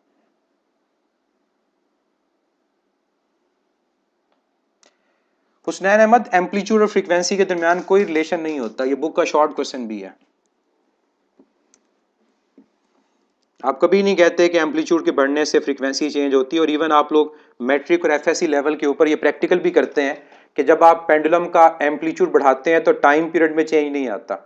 तो जब आपके टाइम पीरियड में चेंज नहीं आता तो मीन्स फ्रीक्वेंसी में भी चेंज नहीं आएगा। तो there is no relation between amplitude and frequency या एम्पलीट्यूड एंड टाइम पीरियड। अब फेज हमें बताता है डिस्प्लेसमेंट की मैग्नीट्यूड और उसकी डायरेक्शन। अब फार्मूला के अंदर फेज कहाँ होता है? हम ये जो फार्मूलाज लिखते हैं, x is equal to x naught sine theta, x is equal to x naught sine omega t, इन फार्मूलाज के अंदर अगर हम कहें कि फेज कहाँ है तो ये थीटा और ये टाइम फेज है। क्योंकि जब हम अपने फार्मूलाज के अंदर ये वैल्यूज पुट करते हैं थीटा की और टाइम की, तो इनके वैल्यूज के चेंज होने की वजह से x की वैल्यू चेंज हो रही होती है। यहां टाइम की वैल्यू पुट करेंगे, x की वैल्यू में क्या आ रहा होता है? चेंज आ रहा होता है। और ये चीज हमें ग्राफ से भी पता चलती है। ग्राफ के अंदर भी अलोंग x एक्सिस जो वेरिएबल होता है वो या तो टाइम होता है और थीटा होता है, और ये वेरिएबल हमें स्पेसिफाई करेगा अलोंग x एक्सिस क्वांटिटी की मैग्नीट्यूड और डायरेक्शन को। तो इसको क्या कहा जाएगा? इसको कहा जाएगा ये फेज है। मैं अगर सिंपल हार्मोनिक मोशन का इस इक्वेशन के अकॉर्डिंग ग्राफ ड्रॉ करूं, तो अगर ये टाइम 0, ये t/4, ये t/2, ये 3t/4 और ये टाइम t, तो क्या ये टाइम हमें वैल्यूज नहीं बता रहे कि 0 पे 0, t/4 पे मैक्सिमम पॉजिटिव, t/2 पे 0, 3t/4 पे मैक्सिमम नेगेटिव और टाइम t पर 0। और सेम काम जो यहाँ टाइम कर रहा है, अगर यहाँ टाइम की जगह एंगल होता 0, π/2, पाई, 3π/2 और 2π, सेम काम वो भी करते। तो एंगल या टाइम स्पेसिफाई करता है इंस्टेंटेनियस वैल्यू को, और ये सिर्फ एक्सट्रीम पॉइंट्स के बारे में नहीं बताता। इनके दरमियान अगर कोई पॉइंट आएगा किसी भी पॉइंट के ऊपर, तो वहां पर भी हम डिस्प्लेसमेंट की वैल्यू को फाइंड कर सकते हैं। और इवन हमें यह भी पता चल जाएगा कि क्या वो पॉजिटिव हाफ के अंदर है या नेगेटिव हाफ के अंदर है। जी ऐसा ही है, ये फार्मूला मीन के लिए है, और अगर एक्सट्रीम के लिए होगा तो फिर कॉज आएगा। अब यहां पर हम साइन थीटा और कॉस थीटा की वैल्यूज को भी रिवाइज कर लेते हैं, और साथ ही साथ एक टेबल के अंदर देखते हैं कि डिफरेंट थीटा और टाइम की वैल्यूज के अकॉर्डिंग हमारी एक्स की वैल्यू क्या आती है। अब ये जो टेबल है, इस टेबल के अंदर जो वेरिएबल्स हमारे पास हैं वो क्या हैं? थीटा और टाइम, फेज। और मैं दो तरह से इन वैल्यूज को लिखूंगा, एक with respect to sine theta लिखूंगा और एक with respect to cos theta लिखूंगा। और ये हर एक वैल्यू एक एमसीक्यू है कि कहां पर आपकी डिस्प्लेसमेंट मैक्सिमम का हाफ हो जाती है, कहां पर आपकी डिस्प्लेसमेंट मैक्सिमम का 70% हो जाती है। ये तमाम चीजें आपको इस टेबल से मिलती हैं। अब थीटा की वैल्यू 0, 30 को क्या कहते हैं? π/6। रिवाइज करते जाएं, 45 को क्या बोलते हैं? π/4। 60 π/3, उसके बाद 90 π/2, 180 पाई और 270 3π/2, और आखिर में अगर 360 डिग्री है तो यहां पर क्या आएगा? अगेन 2π, और 360 और 0 सेम होते हैं। और बड़ा मैं आपको आसान सा तरीका बताता हूं कि थीटा को टाइम में अगर कन्वर्ट करना है, जैसे हमारा π/6 को t/12 कैसे लिखते हैं? आसान तरीका ये, पाई की जगह टाइम पीरियड लिख दें और डिनोमिनेटर को 2 से मल्टीप्लाई कर दें। मतलब अगर π/6 है तो ये आ जाएगा t/12, π/4 है ये t/8, π/3 है ये t/6, π/2 है ये t/4, पाई है t/2, 3π/2 है 3t/4 और 2π है तो ये क्या आ जाएगा? t। ये तो हो गया शॉर्टकट, क्या आपने बस पाई को t लिखा और नीचे 2 से मल्टीप्लाई कर दिया डिनोमिनेटर को। लॉजिक क्या है इसकी? इसके लॉजिक समझ लें, वो ज्यादा बेहतर है। वो लॉजिक ये है कि हमारे पास जो पाई होता है that is basically equal to t/2। Pi किसके इक्वल है? t/2 के। जैसे आगे जाकर आपको एक और चीज हेल्प करेगी, जब हमें लैम्डा भी साथ कंपेयर करना पड़ेगा वेव्स के अंदर, तो वहां पर मैं आपको बता देता हूं कि वहां पर आपके पास ये λ/2 के इक्वल आएगा। तो अगर ये आपको पता है कि पाई जो है वो t/2 के इक्वल है, तो आपको अगर एंगल पता है तो आप एंगल में पाई की जगह t/2 पुट कर दो, टाइम की वैल्यू फाइंड हो जाएगी। तो मैंने हर जगह वही किया, मैंने पाई/6 में पाई की जगह t/2 पुट किया, t/12 आ गया, और सेम ये चीज आगे चलती गई। तो ये डायरेक्ट मेथड है कि आप एंगल को टाइम में कन्वर्ट कर दो, और अगर आपने टाइम को एंगल में कन्वर्ट करना है तो फिर क्या करोगे, आप t की जगह 2π लिख दोगे। तो या ये याद कर लें, या फिर इसको यूं कि टाइम टोटल जो होता है वो 2π होता है। तो अगर कोई इक्वेशन में टाइम पीरियड है और आपको एंगल फाइंड करना है तो टाइम पीरियड की जगह 2π रिप्लेस कर दें, ऑटोमेटिकली एंगल की फॉर्म में वैल्यू आ जाती है। अब वैल्यूज देखते हैं। साइन 0 क्या होता है, 0, आंसर आएगा 0। लेकिन cos 0 1, आंसर आएगा +x0। साइन 30 1/2, डिस्प्लेसमेंट हाफ, लेकिन cos 30 √3/2, ये √3/2 x0 आएगा। साइन 45 1/√2, यह आएगा x/√2, और cos पर भी यही आता है x0/√2।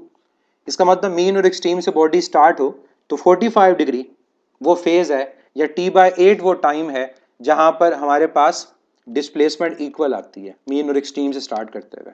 60 साइन 60 √3/2, और cos 60 हमारे पास क्या होता है 1/2। साइन 90 +1, लेकिन cos 90 0। 180 पर आ जाए, sine 180 0, but cos 180 -1, sine 270 -1, but cos 270 0, और 360 और 0 सेम होते हैं, यहाँ 0 आ जाएगा और यहाँ +x0 आ जाएगा। तो ये टेबल आप लोगों को याद रखना है, ताकि अगर आपको एमसीक्यू के अंदर x गिवन हो आप टाइम और थीटा डायरेक्ट बता सकते हैं। और अगर डायरेक्ट नहीं बताना, फिर आपको जो ये फार्मूलाज हैं, x = x0 sign theta, x = x0 cos theta, इनको याद रखना होगा। और ये याद रखना है x0 sin theta when motion start from mean and x0 cos theta when motion start from extreme। एक हमारे पास जो रह गया इसमें फैक्टर, वो है फेज कांस्टेंट का, वो लास्ट हमारा पॉइंट होगा आज का। फेज कांस्टेंट को अब समझना है कि फेज कांस्टेंट क्या चीज होती है। ये जो बातें हमने बार बार की हैं कि बॉडी की मोशन स्टार्ट कहाँ से हो रही है, मीन से स्टार्ट हो रही है या एक्सट्रीम से स्टार्ट हो रही है। जिस जगह से बॉडी की पीरियोडिक मोशन स्टार्ट होती है उस पॉइंट के फेज को फेज कांस्टेंट कहते हैं। कोई मुश्किल चीज ये नहीं है। मैं रिपीट कर रहा हूं कि जो बॉडी मोशन के अंदर है, पीरियोडिक मोशन, चाहे पीरियोडिक मोशन वो सर्कुलर है और चाहे वो पीरियोडिक मोशन वाइब्रेटरी है, बॉडी की मोशन जिस पॉइंट से स्टार्ट हो रही है उस पॉइंट के ऊपर जो फेज होगा उसको फेज कांस्टेंट कहते हैं। तो अगर मैं इसको स्टेटमेंट की फॉर्म में लिखना चाहूं तो मैं क्या कहूंगा, मैं कहूंगा initial phase of a vibrating body.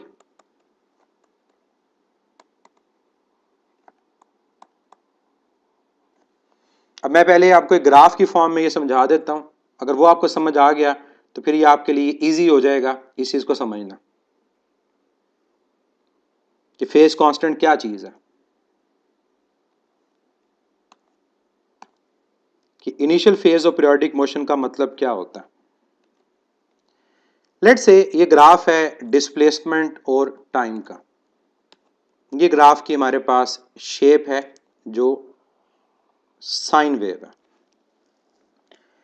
अब ये जो साइन वेव है ये क्यों बनी, ये इस वजह से बनी क्योंकि बॉडी की मोशन स्टार्ट कहां से हो रही है, मीन से। इसका मतलब जो इसका इनिशियल फेज है वो क्या है, वो 0 डिग्री है। और ये हम देख भी सकते हैं, अगर यहाँ टाइम की जगह यहां पर हमारे पास थीटा होता तो आप क्या कहोगे, यहां पर जो थीटा है वो 0 है, यहां पर जो थीटा है वो क्या है 90 है, यहां जो थीटा है वो 180 है, यहां थीटा 270 और यहां थीटा 360। इसको π/2 की फॉर्म में π/2 पाई 3π/2 और ये क्या है 2π। अब मैं चाहूंगा कि आप मुझे साथ साथ इसका आंसर दें ताकि आपको ये फेज कांस्टेंट का कॉन्सेप्ट पता चल जाएगा क्या चीज है। अगर मैं कहता हूं कि मेरा जो इनिशियल फेज है वो कितना है, that initial phase is 0 degree, इसका मतलब क्या होगा कि बॉडी की जो पीरियोडिक मोशन है वो स्टार्ट कहां से हो रही है, मीन से। तो अगर मीन से बॉडी की पीरियोडिक मोशन स्टार्ट हो रही है तो क्या ये ग्राफ बनेगा फेज कांस्टेंट 0 के लिए?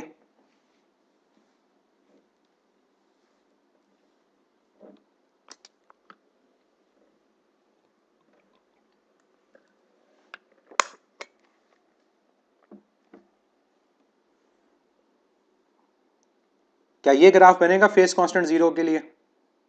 जी, अगर ये ग्राफ बनेगा फेज कांस्टेंट 0 के लिए तो इस ग्राफ की इक्वेशन क्या बनेगी?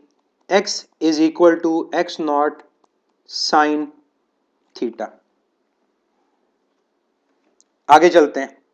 अगर हमारा जो मोशन है उसमें फेज कांस्टेंट 90 हो, मतलब हमारी जो पीरियोडिक मोशन है वो स्टार्ट कहां से हो रही हो? यहां से स्टार्ट हो रही है, इस जगह से 90 डिग्री से। अब पीरियोडिक मोशन अगर 90 से स्टार्ट हो रही है, जो पीछे ग्राफ है अगर मैं उसको फिलहाल रेज कर देता हूं, जो पीछे ग्राफ है उसको मैं अगर यहां पर रेज कर दूं तो मुझे बताएं अब ये ग्राफ जो आगे बना है ये किसका बना है? अब क्या ये ग्राफ साइन का है कॉस का है?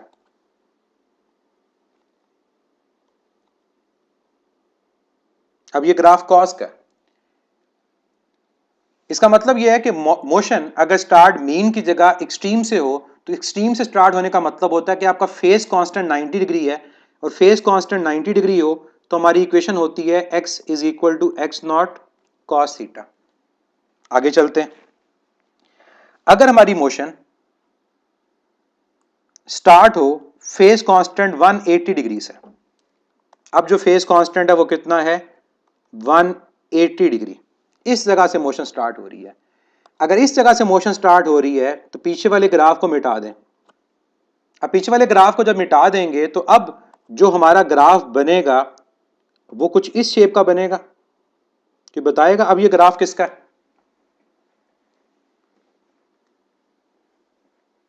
अब ये ग्राफ है नेगेटिव साइन थीटा। इसका मतलब अब हमारी जो मैथमेटिकल इक्वेशन होगी वो minus x naught sine theta होगी।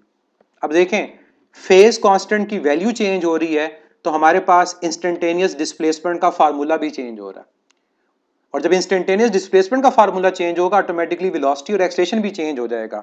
और लास्ट, अगर मेरा जो फेज कांस्टेंट है वो 270 डिग्री हो तो 270 डिग्री का मतलब होगा पीरियोडिक मोशन आपके पास यहां से स्टार्ट हो रही है। अब इस चीज को अगर मैं रेस कर देता हूं तो 270 से स्टार्ट करते हुए अब हमारा जो ग्राफ होगा वो किसका होगा? अब ये ग्राफ क्या नेगेटिव कॉस का होगा? तो यहां पर आएगा x is equal to minus x naught cos of theta.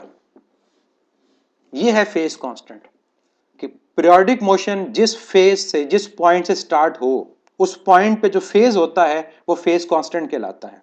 अब इन आप चारों पॉइंट्स को देखें। जब आपकी पीरियोडिक मोशन स्टार्ट हुई मीन से, आपका फेज कांस्टेंट 0 है।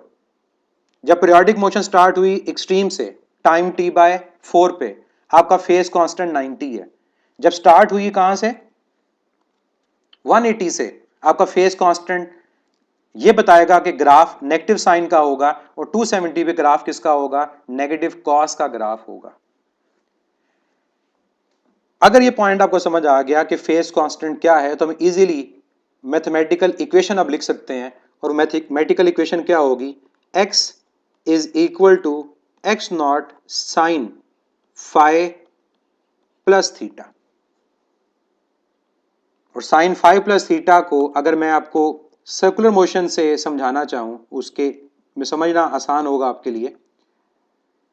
इसका मतलब ये होगा कि अगर हमारे पास ये एक सर्कुलर पाथ है और ये पॉइंट ए स्टार्टिंग पॉइंट है, तो इनिशियली बॉडी अगर पॉइंट ए डैश के ऊपर है तो ये जो उसका इनिशियल एंगल है ये फेज कांस्टेंट है।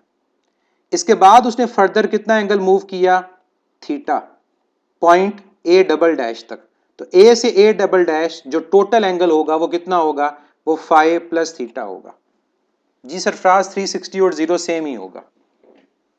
ये मतलब है फाइ प्लस थीटा का कि इनिशियल एंगल फाइ और फर्दर जो उसकी एंगुलर डिस्प्लेसमेंट है वो थीटा, तो टोटल आ जाएगा फाइ प्लस थीटा। तो जो इक्वेशन हमारी लिखी जाती हैं वो फेज कांस्टेंट के अकॉर्डिंग लिखी जाती हैं। अब इसमें एमसीक्यू क्या पूछा जा सकता है? एमसीक्यू ये पूछा जा सकता है कि आपको ग्राफ देकर वो या तो इक्वेशन पूछ ले या आपको डिस्प्लेसमेंट टाइम ग्राफ देकर फेज कांस्टेंट की वैल्यू पूछ ले। तो आप ग्राफ को देख के बता सकते हैं कि ग्राफ किस फंक्शन का है और क्या साइन आएगा या नेगेटिव साइन आएगा और क्या कॉज आएगा या नेगेटिव कॉज आएगा। ये पॉइंट क्लियर हो गया आपको। अब ये जो इक्वेशंस हमारे पास हैं, इन इक्वेशंस को एक और तरह से भी लिखा जा सकता है। ये जो x is equal to x naught cos theta है, इसको आप लिख सकते हो x is equal to x naught sine pi by 2 plus theta. उस फार्मूला के अकॉर्डिंग जो मैंने ऊपर लिखा 5 प्लस थीटा वाला, इसको आप क्या लिख सकते हो? इसको आप लिख सकते हो x naught sine pi plus theta, और इसको आप क्या लिख सकते हो? X naught sine 3 pi by 2 plus theta.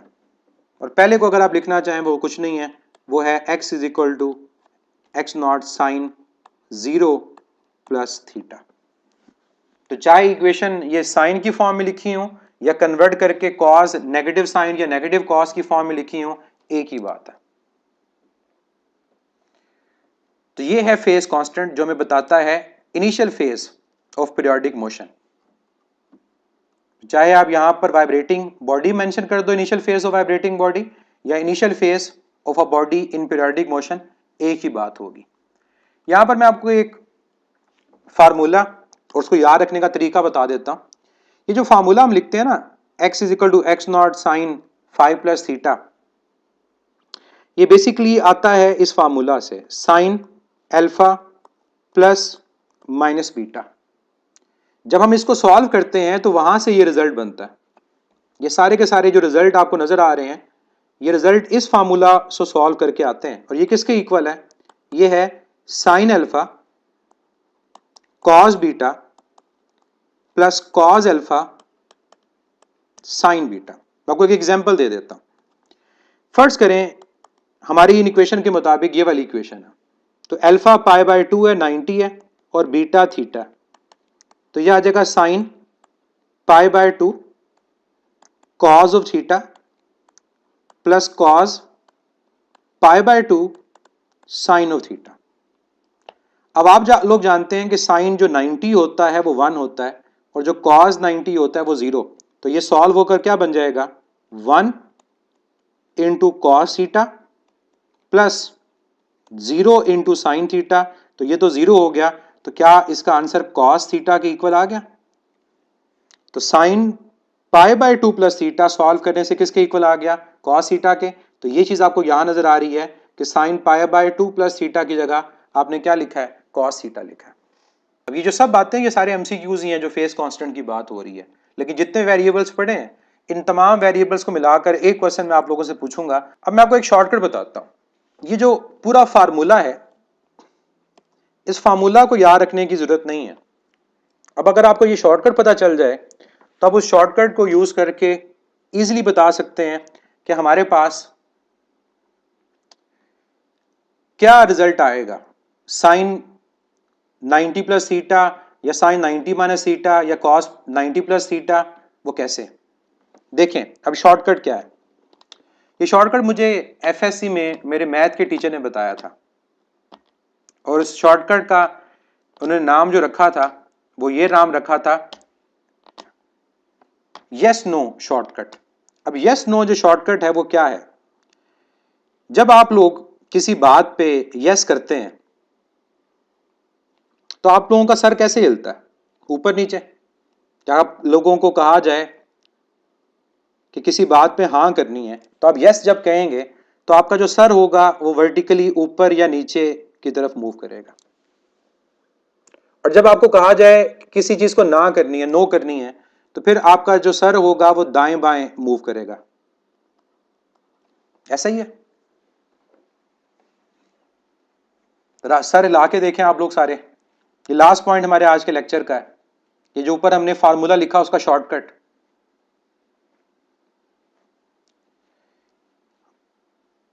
कि हां करने से सर ऊपर नीचे हिलता है और नो करने से सर दाएं बाएं हिलता है।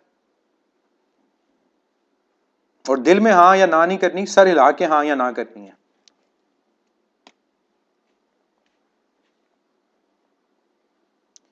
अब अगर आपका सर हाँ के ऊपर ऊपर नीचे हिलता है तो ऊपर और नीचे कौन से एंगल आते हैं? ऊपर और नीचे एंगल आते हैं 90 डिग्री और 270 डिग्री।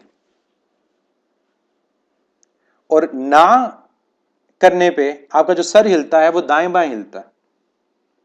अब ना करने में जब सर दाएं बाएं हिलता है तो दाएं और बाएं एंगल कौन से होते हैं? 0 और 180 डिग्री। क्लियर? अब इससे क्या पता चला? इससे ये पता चला कि हमारे पास अगर ये जो फार्मूला है sign alpha plus minus beta, और इवन कॉस वाला फार्मूला भी होता है, वो यूज कहीं नहीं होगा आपके पास, जब हुआ तब उसको भी इसी तरह अप्लाई करेंगे। इस फार्मूला के अंदर अगर अल्फा में यस वाले एंगल होंगे तो साइन चेंज हो जाएगा किस में? कॉस में। और अगर इस फार्मूला के अंदर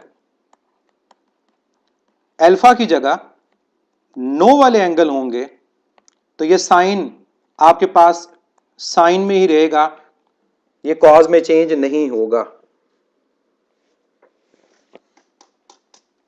ये बात समझ आ गई? हाँ और ना का जो रूल है कि अगर हमारे साइन अल्फा प्लस बीटा और sign alpha plus minus beta के फार्मूला के अंदर अल्फा या बीटा की जगह क्या होगा? हाँ वाले एंगल होंगे तो साइन कॉस में चेंज हो जाएगा, और अगर ना वाले एंगल होंगे तो साइन कॉस में चेंज नहीं होगा, साइन में ही रहेगा। अब ये बात तो समझ आ गई हमें कि हमारे पास क्या वो चेंज होगा या नहीं होगा। अगली बात, क्या साथ पॉजिटिव आएगा या नेगेटिव आएगा? क्योंकि हम देखते हैं कि हमारे पास 90 जब आता है तो ऊपर 90 के ऊपर हमारे पास कॉस के साथ यहां पॉजिटिव साइन है, लेकिन जब हमारे पास 270 आता है तो कॉस के साथ यहां साइन क्या है? नेगेटिव है। अब ये पॉजिटिव और नेगेटिव को कैसे समझना है? अब ये पॉजिटिव और नेगेटिव को समझने के लिए आप लोगों ने क्वाड्रेंट्स का ख्याल रखना है कि जो हमारी प्राइमरी इक्वेशन है आपने उस प्राइमरी इक्वेशन के मुताबिक यहां साइन लगाने। ये मैं बात बता दूं, ये जो प्राइमरी इक्वेशन होगी इसके अकॉर्डिंग यहां पर प्लस माइनस आएगा, आंसर के मुताबिक प्लस माइनस नहीं आएगा। अब जरा प्राइमरी इक्वेशन की वैल्यूज देखें। पहले क्वाड्रेंट के अंदर साइन क्या होता है? पॉजिटिव। दूसरे में भी साइन क्या होता है? पॉजिटिव। तीसरे में साइन क्या होता है? नेगेटिव। और चौथे में साइन क्या होता है? नेगेटिव। अब जरा रूल को अप्लाई करके देखें। जब आपका अल्फा 0 होगा, जब अल्फा क्या होगा? 0, तो यहां पर 0 प्लस बीटा करेंगे तो ये पहला क्वाड्रेंट आएगा। ये आपके पास आ गया साइन 0 प्लस बीटा। मुझे बताएं क्या 0 पे साइन चेंज होता है? नो। पहली बात, साइन 0 प्लस बीटा जो होगा ये सिंपली कॉस बीटा के इक्वल आएगा। अब देखें पॉजिटिव है नेगेटिव है, पहले क्वाड्रेंट में क्या साइन पॉजिटिव है नेगेटिव है? पॉजिटिव है, तो हमारे आंसर में यहां पर क्या आएगा? मैं सॉरी इसको कॉस लिख गया। पहले क्वाड्रेंट में 0 पे चेंज नहीं होना,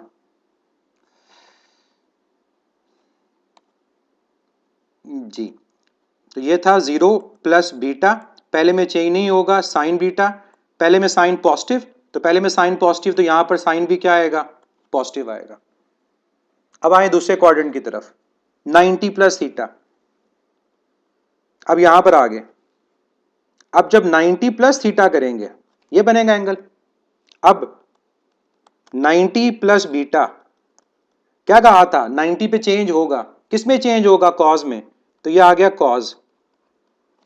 कौन सा क्वाड्रेंट है? दूसरा। क्या दूसरे में साइन पॉजिटिव है नेगेटिव है? पॉजिटिव। इसका मतलब यहां पर जो साइन आएगा वो क्या आएगा? कॉस के साथ पॉजिटिव आएगा। तीसरे क्वाड्रेंट पे चले जाएं, ये आ गया तीसरा क्वाड्रेंट। अब बोलेंगे इसको 180 डिग्री प्लस थीटा।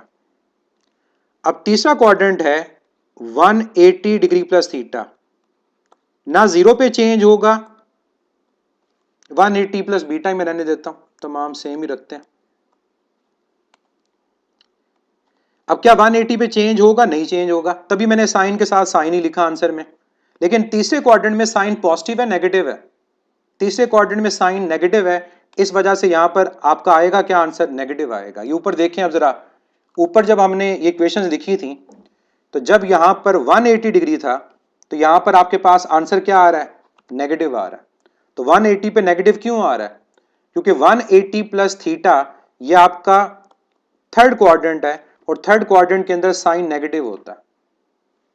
90 पे आंसर पॉजिटिव क्यों आया था, क्योंकि 90 प्लस थीटा ये आपका सेकंड क्वाड्रेंट है और सेकंड क्वाड्रेंट में साइन क्या होता है, पॉजिटिव। यहां पर क्या आया था, पॉजिटिव। तो लास्ट अगर मैं 270 डिग्री की बात करूं तो जब आप 270 प्लस थीटा करेंगे तो 270 पे साइन चेंज हो जाता है किस में, कॉज में। ये कॉज में चेंज हो गया। लेकिन 270 प्लस बीटा कौन सा क्वाड्रेंट है, फोर्थ, और फोर्थ में साइन क्या है, नेगेटिव। तो यहां साइन क्या आएगा, नेगेटिव। और ये ऊपर देखें कैसा ही हुआ था, 270 कौन सा क्वाड्रेंट है, फोर्थ, और फोर्थ में साइन क्या होता है, नेगेटिव। तो यहां पर क्या आया था, नेगेटिव आया था। इसको आप चेंज नो चेंज रूल भी कह सकते हो। मुझे ये नाम भी याद आ गया, ये भी टीचर ने हमें बताया था, यस नो रूल या चेंज नो चेंज रूल। क्या साइन कॉज में चेंज होगा या नहीं होगा, क्या कॉज साइन में चेंज होगा या नहीं होगा। अब ये जो कन्वर्जन होती है ना इन एंगल्स के ऊपर, ये साइन थीटा की कॉस थीटा में होती है या कॉस थीटा की साइन थीटा में होती है।